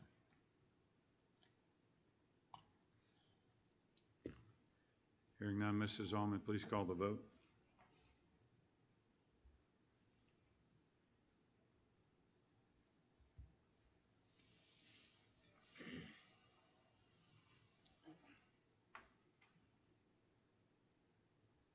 Eight yes. And the motion carries. Agenda item 10.06, the DE Gamble bid of $2,300, $2,356.90 to install 3 crosswalks. I'll recognize Director Meese for discussion on this. Yeah, I mean, I know it's tough because we're talking about budget and cutting tissues. And I can't really tell you, I don't have a crystal ball. I don't know if doing this will save a life or won't. Will save a limb or won't. Like, I just don't know. If I knew for sure, you know, that it would have an impact, or not have an impact, I should say. But I mean, I'm for it because it's gonna come out of our capital reserve. It's not coming out of our general fund balance. I think it's a middle ground option to the larger project. And I know Director Emmett spoke to the fact that he doesn't think it'll slow cars down, which it might not. But it will help guide children across the street. So it'll help hone in, you know, it'll help redirect them. And the principal of the middle school also placed a lot of value on having that crosswalk done at the church. She said that would really be advantageous for her students. So that's all I can say to it. I mean, unless you guys have any other questions about it. I want to clarify one thing. I know I Yes. recognize Chairman Meese. You're the chairman or chairperson of the Facilities and Safety Committee, and so this came out of the committee as a recommendation. Yes, So, it did, which yes. is why it's on the agenda. I want to speak in favor of this because I have noted since I've lived in this district that especially when the road is wet, you cannot see the crosswalk at all. And I know that people that live here are familiar with the fact that students are crossing all the time. And I'm also familiar with the fact that they come down that hill, cross the bridge, and they're still exceeding the speed limit. We have mitigated that somewhat with the lower speed limit that's moved a little farther out. I couldn't guarantee this will have an effect either. The thing that I am a little troubled about is the discussion that we had last week about the paving of intermediate. And since it appears that the township doesn't want to defer this and pave it all at one time, we're going to pave a partial way across this crosswalk, aren't we, if we put the crosswalk on, or am I No, incorrect it won't on that? impact the crosswalk. So the paving that's going to happen won't be close to this, it's going to be further up the hill? And then, Correct. okay, that's good. That clarifies that for me. It would have impacted the fourth crosswalk, At Mayfield. correct. Right, okay. But since we're not doing that, that's part of the bigger plan. And the fourth crosswalk, we would actually have to get engineering done because that's a non-existent crosswalk. So Okay. that's why we pulled that out Okay. and are just gonna do the 3. Okay, excellent.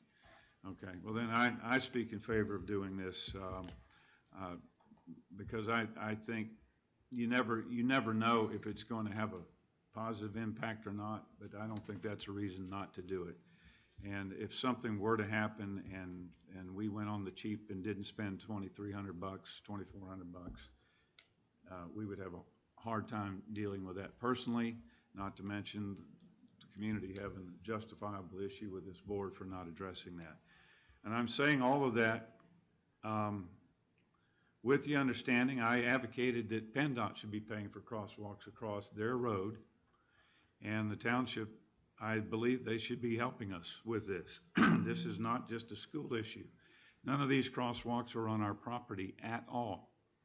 But there doesn't seem to be another governmental entity anywhere that will help us out with this. And I think it's important enough to just go ahead and do it.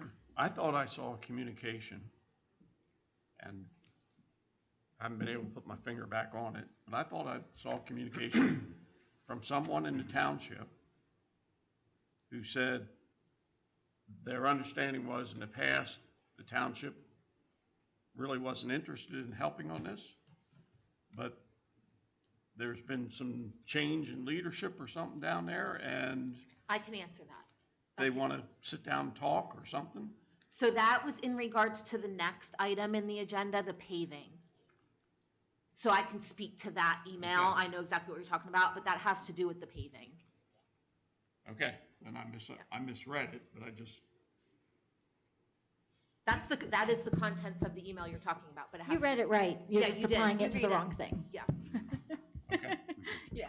And I just wanted to, thank Mr. Fluke for working on the speed limit sign, because without having spent the time in doing that, we wouldn't even be able to, like, move forward on other things, like the bigger project that we want to work on and stuff. So he actually already did some work on this, so I just wanted to shout him out for that and appreciated them taking the time to allow us to take next steps. I would like to also thank, I think it's you three, who, working with Kiefer to get the larger project funded by the state. And Yeah, I hopefully think that'll come that was through. that was a positive meeting.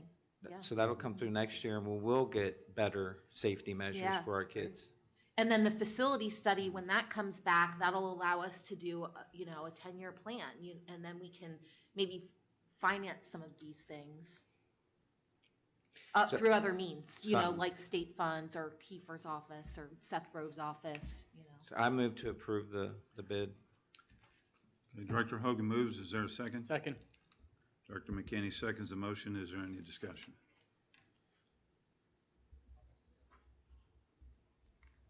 Mrs. Almond, please call the vote.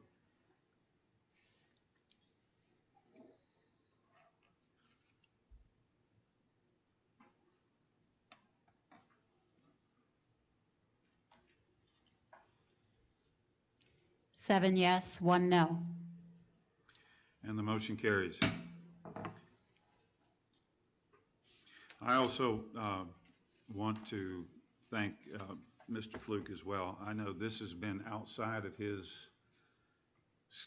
field, Yeah. so to speak, and it's been an additional duty, but I think he's really helped the board get to a good place on this and finally be able to pass the motion, so I appreciate that. Agenda item 10.07 is the York Excavating Company LLC's bid for $26,495 to pave Intermediate Avenue. Dover Highlands will contribute $10,000 to this fee, so the Dover Area School District will owe $16,495. Are there any questions? Just to clarify, we're contractually, or we have agreed to do this in a past board vote, so it must be done, correct? I forget what year, but I think it was in 2021, I believe. 2021, I think. Correct. And this has been, and this is really for your advantage, is that you no longer then have to take care of that road. It'll be turned over to the township, and that's, the advantage for yourselves and for Dover Highlands is that the township will then start maintaining it and plowing it and everything else, so that's why this has to be complete. Okay, thank you And for that. prevent any litigation. So I'd like to move to approve this. Director Hogan moves. Is there a second? Second. Director Amick seconds the motion. Is there any further discussion? No, but there would. I want to say something about this. I still don't understand why we can't get to a solution that we can just pay the $16,000 and allow them to pave it all at one time. But it sounds like to me there's no interest from the township whatsoever in working in that fashion. I think we would get a better product, paving it up both sides of the road all at one time, having it all marked all at one time. But it doesn't seem like it's going to be possible for us to do that. That's what, Mr. Kindig, that's what we were talking about, this particular project where the township was willing to meet with us to talk, and we did. Understand that they're not trying to be uncooperative, but their position is they're trying to save money too. And they do not have it budgeted, so they can't do it right now. They have it budgeted for the following year. And so what they were asking of us is to wait until that following year and do it all at once. The problem that we have with that is it could cost more in a year from now. It could cost less, but it could cost more. So we did try to ask them if they would allow us to kind of lock in at the 16,000, and they weren't willing to do that because then they would be picking up the extra cost. So it would be a gamble for us, you know, because it could end up being less, but it could end up being more. And if we do it now, then at least we know exactly how much we're going to be paying. So, yeah, working in the industry I do, the asphalt index, which determines the cost of materials, has been steadily rising. So it is advantageous to lock it in now for us, for the pricing. This was strategically bid at certain times. When you do asphalt work, you want to bid it at certain times. And Mr. Fluke, because of his experience, understood that, knew when to do it. This is probably going to be the best price you're going to get in years for asphalt. And it's such a, the other problem you have is this is such a small project. To get competitive bids on it is impossible. So, you know, really York Excavating coming through because they were part of the project to begin with, so that's why they wanted to finish this up. So that's another aspect that we need to take into consideration for this as well. Right. Thank you for that. Is any further discussion on this item? All right, Mrs. Almond, please call the vote.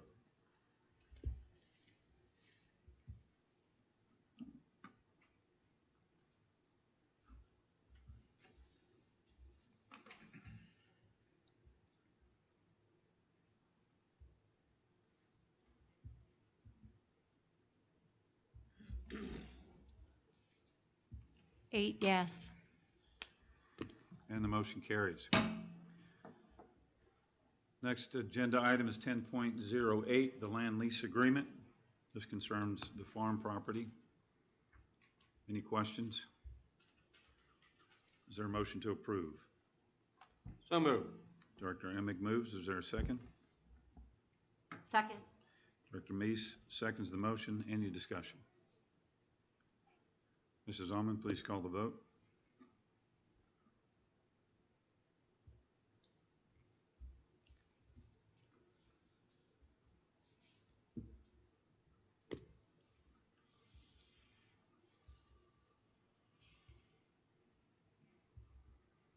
Eight yes.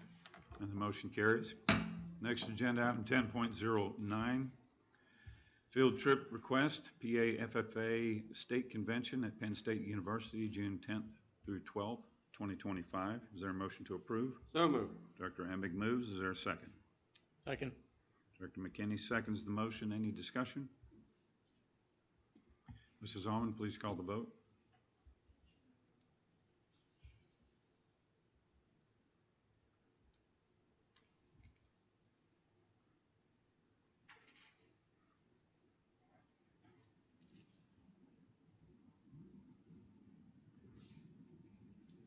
Eight yes. And the motion carries. Agenda item 10.10, 2025-2028 Special Education Plan. Any questions? Is there a motion to approve? I'll make a motion to approve item 10.10. Director McKinney moves. Is there a second? Director Meese, second. Director Meese seconds the motion. Is there any discussion? I spent some time reading this today, and it's, as we stated last week, this is an enormous amount of paperwork to file on this, but it's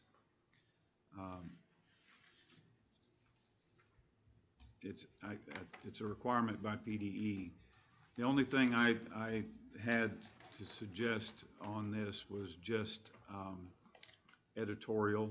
There's a few things in the plan that I don't think I brought my notes on this. But there was a few things in the plan that I felt like it wasn't as clear as it could be concerning who's accountable for what actions and that type of thing. I know this was Mrs. Snyder's, Director Snyder's first year of doing this, but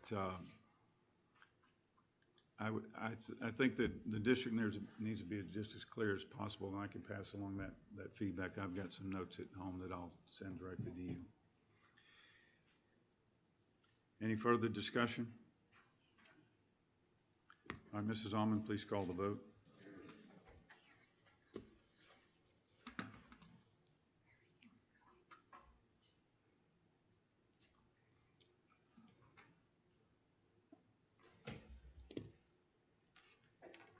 Eight yes.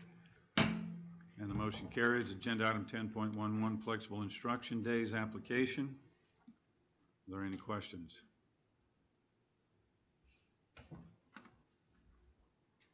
Is there a motion to approve? I make the motion. Director Hogan moves. Is there a second? Second. Director Emig seconds the motion. Is there any discussion?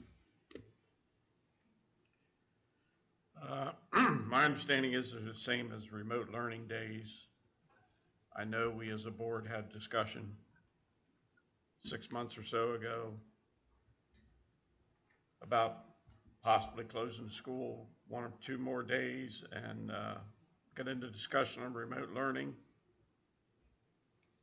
My perception was the majority of the board and even the administration was not keen on remote learning as a good way for teaching the students. So I've got a problem with this. We got into remote learning or flexible instruction because of COVID. We're past COVID. If we're serious about education, I think we need our students to be in school. A couple things to keep in mind. I don't need this application to call a remote learning day. We are able to call remote learning days as of right now because of the way the law is with the hours. What this is a backup plan. I don't expect the law to change, but if it would, I would still have these flexible instruction days to use. I only have 2 snow days built into the calendar for next year, 1 in October.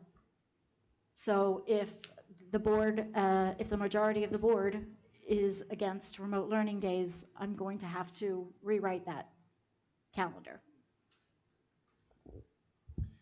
You mean to add more snow days? To add more snow days. Otherwise, I will have 1 day and then the rest are going to be tacked on at the very end of the year.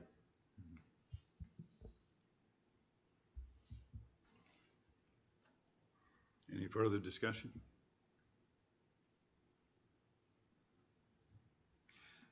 I share some of Director Kindig's concerns here. I'm not sure I can articulate exactly what my problems are with it. I feel like I get mixed messaging about the value of using this flexible instruction slant remote learning days, because I remember specifically when we were talking about polling places and not allowing us to vote in the schools, there were specific statements being made by both board members and administration that remote learning days do not work. The kids do not learn. And since these terms are commingled, and this is part of my difficulty in articulating the argument, is there's a fine line distinction between a remote learning day and a flexible instruction day, but for all practical purpose, they're exactly the same, right? And so if the kids aren't learning and we're reluctant to use them for other reasons, I have some questions about why we're okay using them. And I remember back years and years ago, and I know that this is not an area where you can get predictable snowfall. Some years you get no snow whatsoever. You have a bad year, you might have 5 snow days. And I realize how this allows us to kind of prevent having to build snow days into the calendar. I remember one year as I think I was in the 1st grade, we had a couple of weeks tacked on into June. We were going to school into June. Nobody liked that, I'm sure. As a kid, I didn't even care. I had to go to school, I went to school. If I'd have been maybe in high school, I probably would have cared a lot about that, having to my summer cut short. But we have moved into an arena where we have technology and it makes it easier to call a flexible day, but yet we often say, depending on which side of the argument we're on, we often say they still are not learning as effectively as they would be if they were in a classroom. So I think that's my only real concern about this, is that we inconsistently represent the value of flexible days instruction, which makes me feel like it's really about whether or not we want to extend the school year or not. And I think that's what it gets to the heart of, and whoever's interested in that. Now, parents may be in total agreement. We don't want the year extended. Teachers, faculty, staff also might say we don't want the year extended, and maybe there's other factors in there as well. But I'll end with that because I can see that you want to. Well, the problem with the year being extended is they don't change the dates of the state testing. And so that gives us fewer days to prepare kids. And there's not a lot of value of being in school in June 6th, 7th, and 8th when every other school district is out because they did remote learning days. It's not about us not wanting to be in school in June. It's about how much is going on in June when they've already taken the test in April. And, it's just there's not a lot of value in days tacked on at the end. There is more value in days if we had snow days built in. That is true. The other thing I wanted to clarify is that my objection with closing the schools for the election was not about remote learning. It was about the fact that that election day was smack in the middle of Keystone exams. And I think that less learning is going to take place by appending days at the end of the school year, because the school year's over and the mindset is we're done, and teachers aren't able to plan those days like they would. And I think graduation doesn't change, right? So if you're pending 5 days, they're graduated, what are they going to do for those 5 days? You're just making them up for no reason. Secondly, remote learning isn't done for the point of having a remote learning day. It's a safety measure because of weather. That's why they've been that's why there are snow days, and they're not like, oh, well, we should go to school when it's icy and risk, an accident. We can't press that. You got to have that planned and built in for the safety of our transportation and our students. And to the point of where I think you're referring to when I brought up having a FID day, because the country is moving towards 4-day schools and a 5th day FID day to save on expenses on transportation and things like that. When the discussion came up on it being not preferred, and the reason it was not preferred, I remember, is two reasons. One was special education was impacted mostly because of FID, and then the other reason was having a day like that, Friday, parents would have a hard time, if they're working and stuff, planning that day for an entire year to, work things out. So I think those were the main 2 points. Not that kids don't learn. Actually, my kids learn just as well on a FID day as they do in the classroom, so there's no difference. All right, is there any further discussion? Mrs. Allman, please call the vote.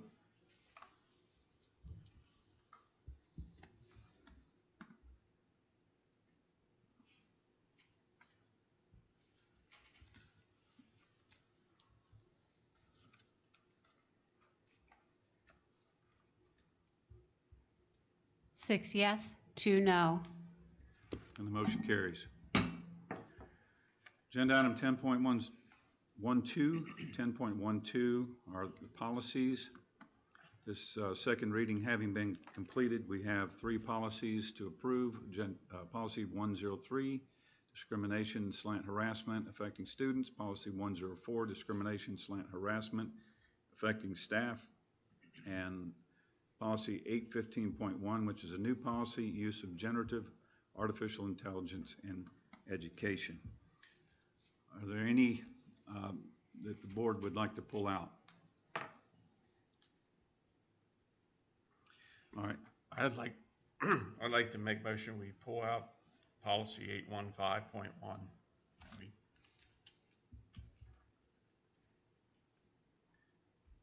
okay, 815.1 will be pulled out.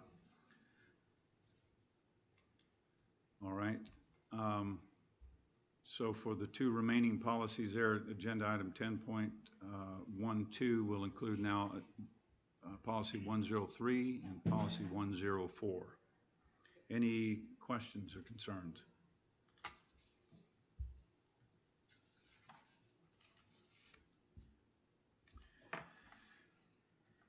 Okay, I looked at the policy 815 pretty closely over the course of the last week, and I found a number of issues. I mentioned it last week related to parallelism errors, structural errors, and the way the policy is written, some conflicting authority, and some formatting errors found in the document. So when this policy comes back for consideration, I'm going to be recommending changes to improve the grammatical structure of the document. It looks like it's been something written by maybe 3, 4, or more people, and they never did a final proof to reconcile all of that.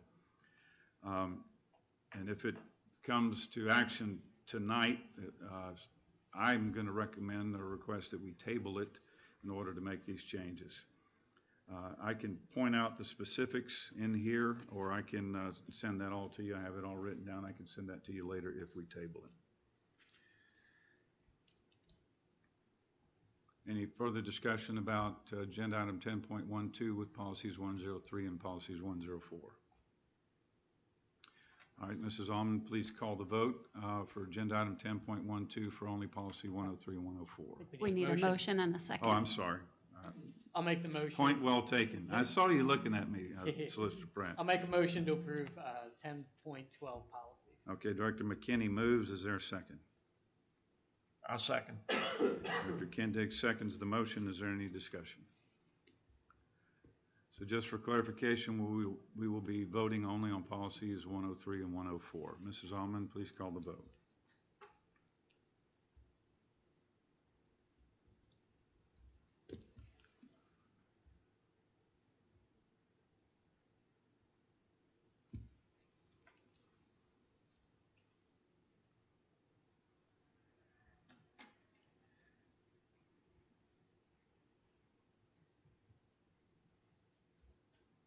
Eight yes. Policy 103 and policy 104 is adopted. Moving now to policy 815.1. My personal recommendation as a board member is that we not take this up for business tonight, that we polish the policy and bring it back. Make a motion to table this policy. Director Emig moves to table. Is there a second? I'll second. Director Kendig moves to, seconds the motion. Any discussion?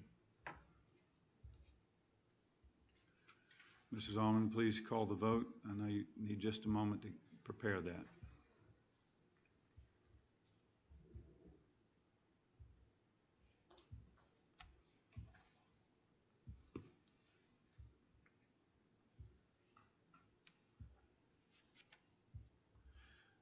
Did you number this 10.13?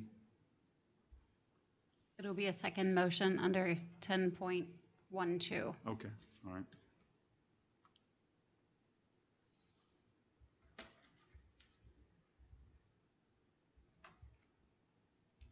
Seven yes, one no. And policy 815.1 is tabled. All right, we go now to our reports. Dover Eagle Foundation, Director Hogan, Director McKinney is recognized. Due to a athletic conflict, I wasn't able to attend that meeting. Were you? I was at a same thing, athletic event, same day. Same event. No report. All right. Did you have anything to share, Dr. Hauk, about the membership status? Did they have any new volunteers or any positive? I think they've gotten some interest.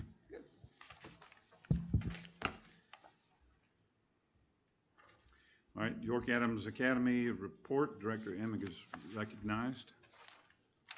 We had 92 graduates in January, and the latest report I got, we have 6 students that are currently enrolled unless Dr. House has a different number than I have.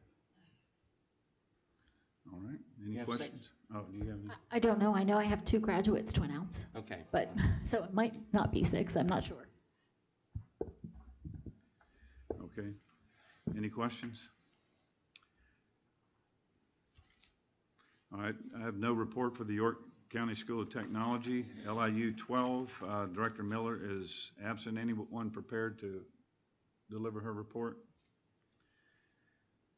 Okay, Director Whitmer is recognized for the Legislative Liaison report. Just no report at this current time, still waiting for more news on the budget. All right, thank you. The ICDC, Director Wolverton is recognized. Yeah, on Route 74 coming into Dover Township, you'll see down at the golf course, Grandview, there'll be a sign welcoming people. It'll be toward the Dover Township, Dover Borough, and Dover School District on the bottom of it. It's actually an Eagle Scout project for a young man, and that'll be coming in this next couple of months. The other thing is there was a request to use the large group room in the high school again, and that's going to be postponed until the fall, and that's about all I have. All right, thank you. Any questions? Director Meese for the PSBA report. I'm going to email you guys a link to the 2025 State of Education PDF. It's pretty cool. It has some charts and graphs and some good information in there. The information is cumulative from a 52% response rate from district administrators, data drawn off the PDE website, National Center for Education Statistics, but it's pretty cool. It's pretty easy to read and go through with some good charts. For example, the biggest budget pressure for the last 6 years in a row is the mandatory charter school tuition payments. That's been the biggest budget pressure. There's just some interesting statistics here. Pennsylvania ranks 7th in public school enrollments across the nation. There's some county by county funding, whether it's state or local. Like, do the districts get the majority of their funding from local or from state? That was kind of interesting. So anyway, I'll send that out tonight, and you guys can click on it and open the PDF and flip through it. It's 50 pages, but it's like super easy with graphs and stuff like that. So, other than that, I also wanted to let you know that PSBA is working on, now I want to read it verbatim here. PSBA currently has a cyber charter funding reform campaign going on. So I just wanted to let everybody know about that. So look for that email. All right, thank you, Director Meese. Any questions? All right, so this is, you got to make a little ceremony here. This is your very first superintendent's report as the official superintendent. All right, so. It's not going to sound much different. I'll say it with more authority. So let's see. I want to congratulate Addison Krug and Trent Roberts. They were invited to the celebration of 500 unified schools in Pennsylvania for Unified Bocce at the Harrisburg State Capitol Building on March 26th. It was hosted by the Special Olympics to announce surpassing the 500 unified champion schools around the Commonwealth. The Special Olympics Unified Champion Schools program promotes, as we know, social inclusion through intentionally planned and implemented activities affecting systems-wide change. So there was a really lovely picture taken of them at the Capitol. I want to congratulate Mrs. Barzidlo. She is one of our ag teachers, and she has been recognized by her professional peers through the Pennsylvania Association of Agriculture Educators as a nominee for Outstanding Agriculture Teacher Award. She contributes to Dover High School's and the broader agricultural education community, having made a lasting impact, fostering student achievement and engaging in agricultural sciences. This recognition reflects her hard work, her innovative teaching, and leadership within the profession. So we want to congratulate her. That is quite an honor. Last month, I had the privilege of going to Shippensburg University with Mrs. Oswald and Mrs. Fasik and Mrs. Keller. They presented the CAB, the Class Act beverages, and received an award for that initiative. And they also received a $1,000 grant from YCAL, and that grant money will enhance the already thriving CAB, Class Act beverage, that is operated by the students in our Life Skills Support Program.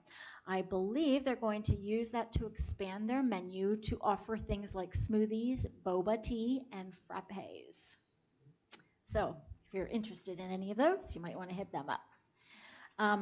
I would like to, it is my pleasure to announce Wyatt Yelsey and Chloe Harrison as high school graduates. They both have earned their credits at York Adams Academy and became graduates of the Dover Area School District. Yeah, good, thanks. We are accepting nominations for the Dover Area School District 25-26 Distinguished Alumni Program. So if you know a Dover grad who is making a difference and inspiring others through their career, through military service or community, please nominate them. You can do that through our Facebook page, our website, or you can certainly email me or Mr. Perkins, and we would be happy to accept that nomination. We do have some YAIAA coaches all-star team selections for Dover. From the boys in the swim team, we had Mason Hockenberry and Owen Downey, Evan Lamison, Brogan Myers, and Mason Hockenberry. For the girls, we had Macy McDowell, Eden Smith, Aubrey Coble, and Mia Lamparter. We also had Nina Maynard, who was announced as the reigning Rookie of the Week for women's lacrosse again. This marks her second straight week as Rookie of the Week and her third overall this season. So congratulations to Nina. And I believe that concludes my report. All right, any questions for Dr. Houck? Any comments? All right, thank you, Dr. Houck. This takes us to our second public comment period. This will be 2 minutes per speaker. Anyone seeking to make public comment? Seeing none, public comment period is closed. This takes us now to comments and observations for the board members. Before we go into this, I didn't want to pass by before asking the board if you wanted to return to the budget discussion to provide some more concrete feedback to Mrs. Weaver. Do you want to return back to that discussion? Okay, doesn't seem to be any energy on that. So, I think we all made our decisions, yeah. Okay. All right, let's go to comments from the board. I think it started over here last week. Director Wolverton. No comment. Okay, thank you. Director Whitmer.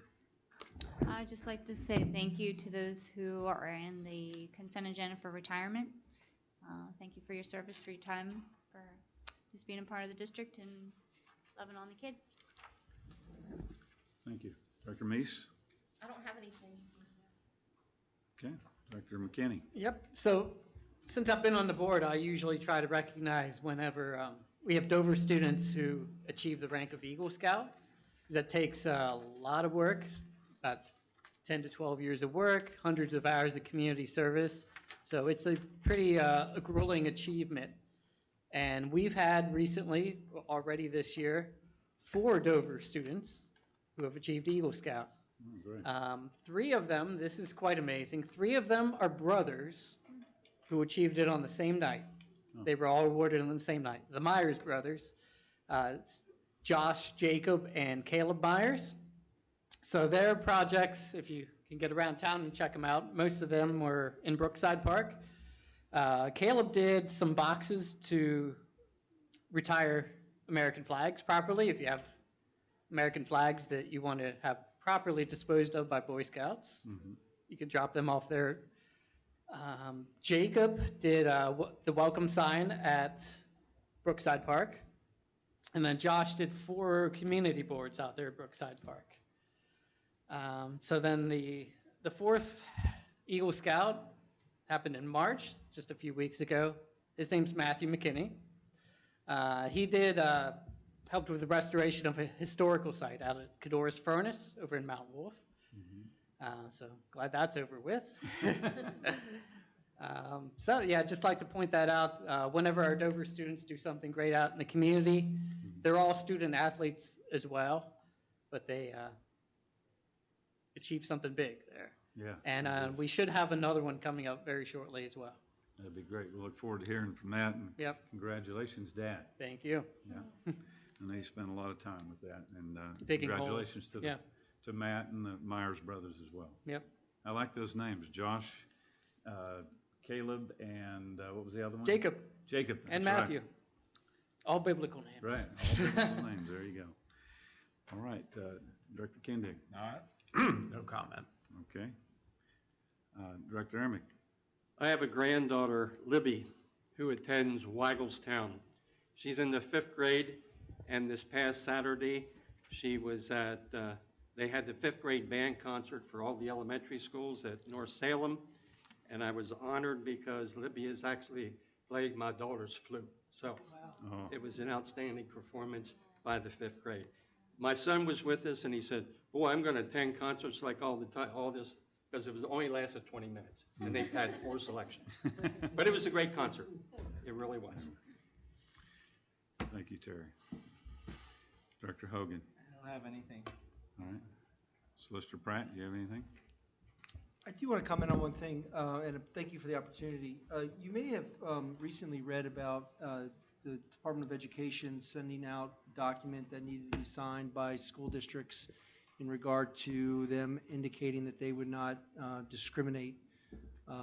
And there was a lot of questions in regard to this document that was sent out. We sent some guidance out to our school districts, and just recently the Pennsylvania Department of Education responded to the United States Department of Education signing for every school district, indicating that they are not going to be discriminating. So I just want to make sure that you understand that that has been taken care of for you all through the Department of Education, because what came from the United States Department of Education wasn't really clear on who should be signing, when it should be when it should be held through. So the Department of Education has taken the position that they are signing off on all school entities who are going to be required to sign that you are going to follow the law and not discriminate. So I just want to make sure that's clear to everybody. Well, I appreciate that. Thank you. This takes us, I don't have any, well, I do have a comment here. I circulated some information about committees. I think all of you saw that in your email. I think the maturation of our committees over the course of the last month has been remarkable. I think that's due to the leadership of the committee chairs. I appreciate that. I've had the opportunity to sit in now on all 3 of the committees meeting, and there's been lots of good participation, not only from the committee members and the administration, but also from members of the public. What we're trying to do is, and there's such a thing in our policy, and you'll see this come before the board. We have the policies that we approve, but underneath policies can be various items that can be attached to that. And some of them, if it deals with like the facilities policy, facility use policy has an administrative regulation page that's in there that talks about what the fees are and that type of thing. According to PSBA, and I think this is actually a good idea, is that they attach underneath of those policy statements about committees, board operating guidelines. And so I really believe that creating the right structure with the right process and focus on the issues that you're going to be working, I think it makes a big difference in allowing us to be more efficient.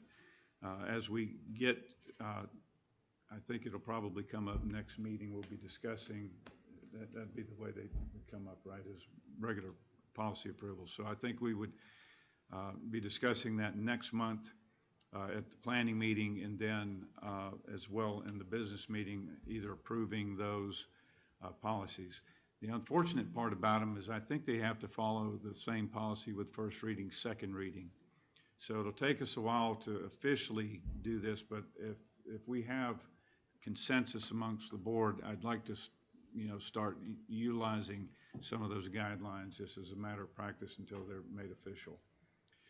Unless there's some serious objection to some of the content in it, and we'll make sure we have something that the whole board agrees upon. Other than that, this moves us to future meeting announcements. We have a meeting on May the 13th, 6 p.m., which has the committee meetings at 6 p.m. Right now, the three committees, the primary committees, which are Facility and Safety, the Education Excellence Committee, and the Resource Oversight Committee will be meeting on that night. And then at 7 p.m., the board planning meeting. And then the week following, we will have the voting meeting to deal with all the issues that we deal with in the board planning meeting. So that's all I have. Is anything to add to that? Okay, is there any meetings that might be planned ahead of that time from the committees that you know of? Not that I've received. Okay. All right, very well. Director Conley, just a reminder that the Yes. Tax Study Commission is having another meeting on the 24th of April, which is open to the public, and it is at 5:30 p.m. on that evening. Thank you for that. I appreciate you bringing that up. And let me just thank you for, and Dr. Houck for kicking off the Tax Commission last week. Yeah, it was last week. And we have 9 very engaged members. They elected a chair and a vice chair and secretary. And they have a meeting schedule. I think probably as soon as we can, we need to publish that. Is it published already on the district website? I know you had put it in your report. We advertised it in the paper. It was in Monday's newspaper. Yeah, so all the regular meetings that have been scheduled throughout, we have advertised appropriately. Okay. And we will be publishing the agenda right now. The preliminary agenda would be a legal update on it, and then Mr. Schramm from PASBO is going to start his presentation to them about the finances and their response and the impacts of taxes on for them to consider. So that'll be what will happen on the 24th. Excellent. So I didn't think I got the answer. Is it published anywhere, the meeting dates, are they published on our school district website? Website, social media, and the newspaper. Okay, all 3 of them. Very well. Is there a motion to adjourn? So moved.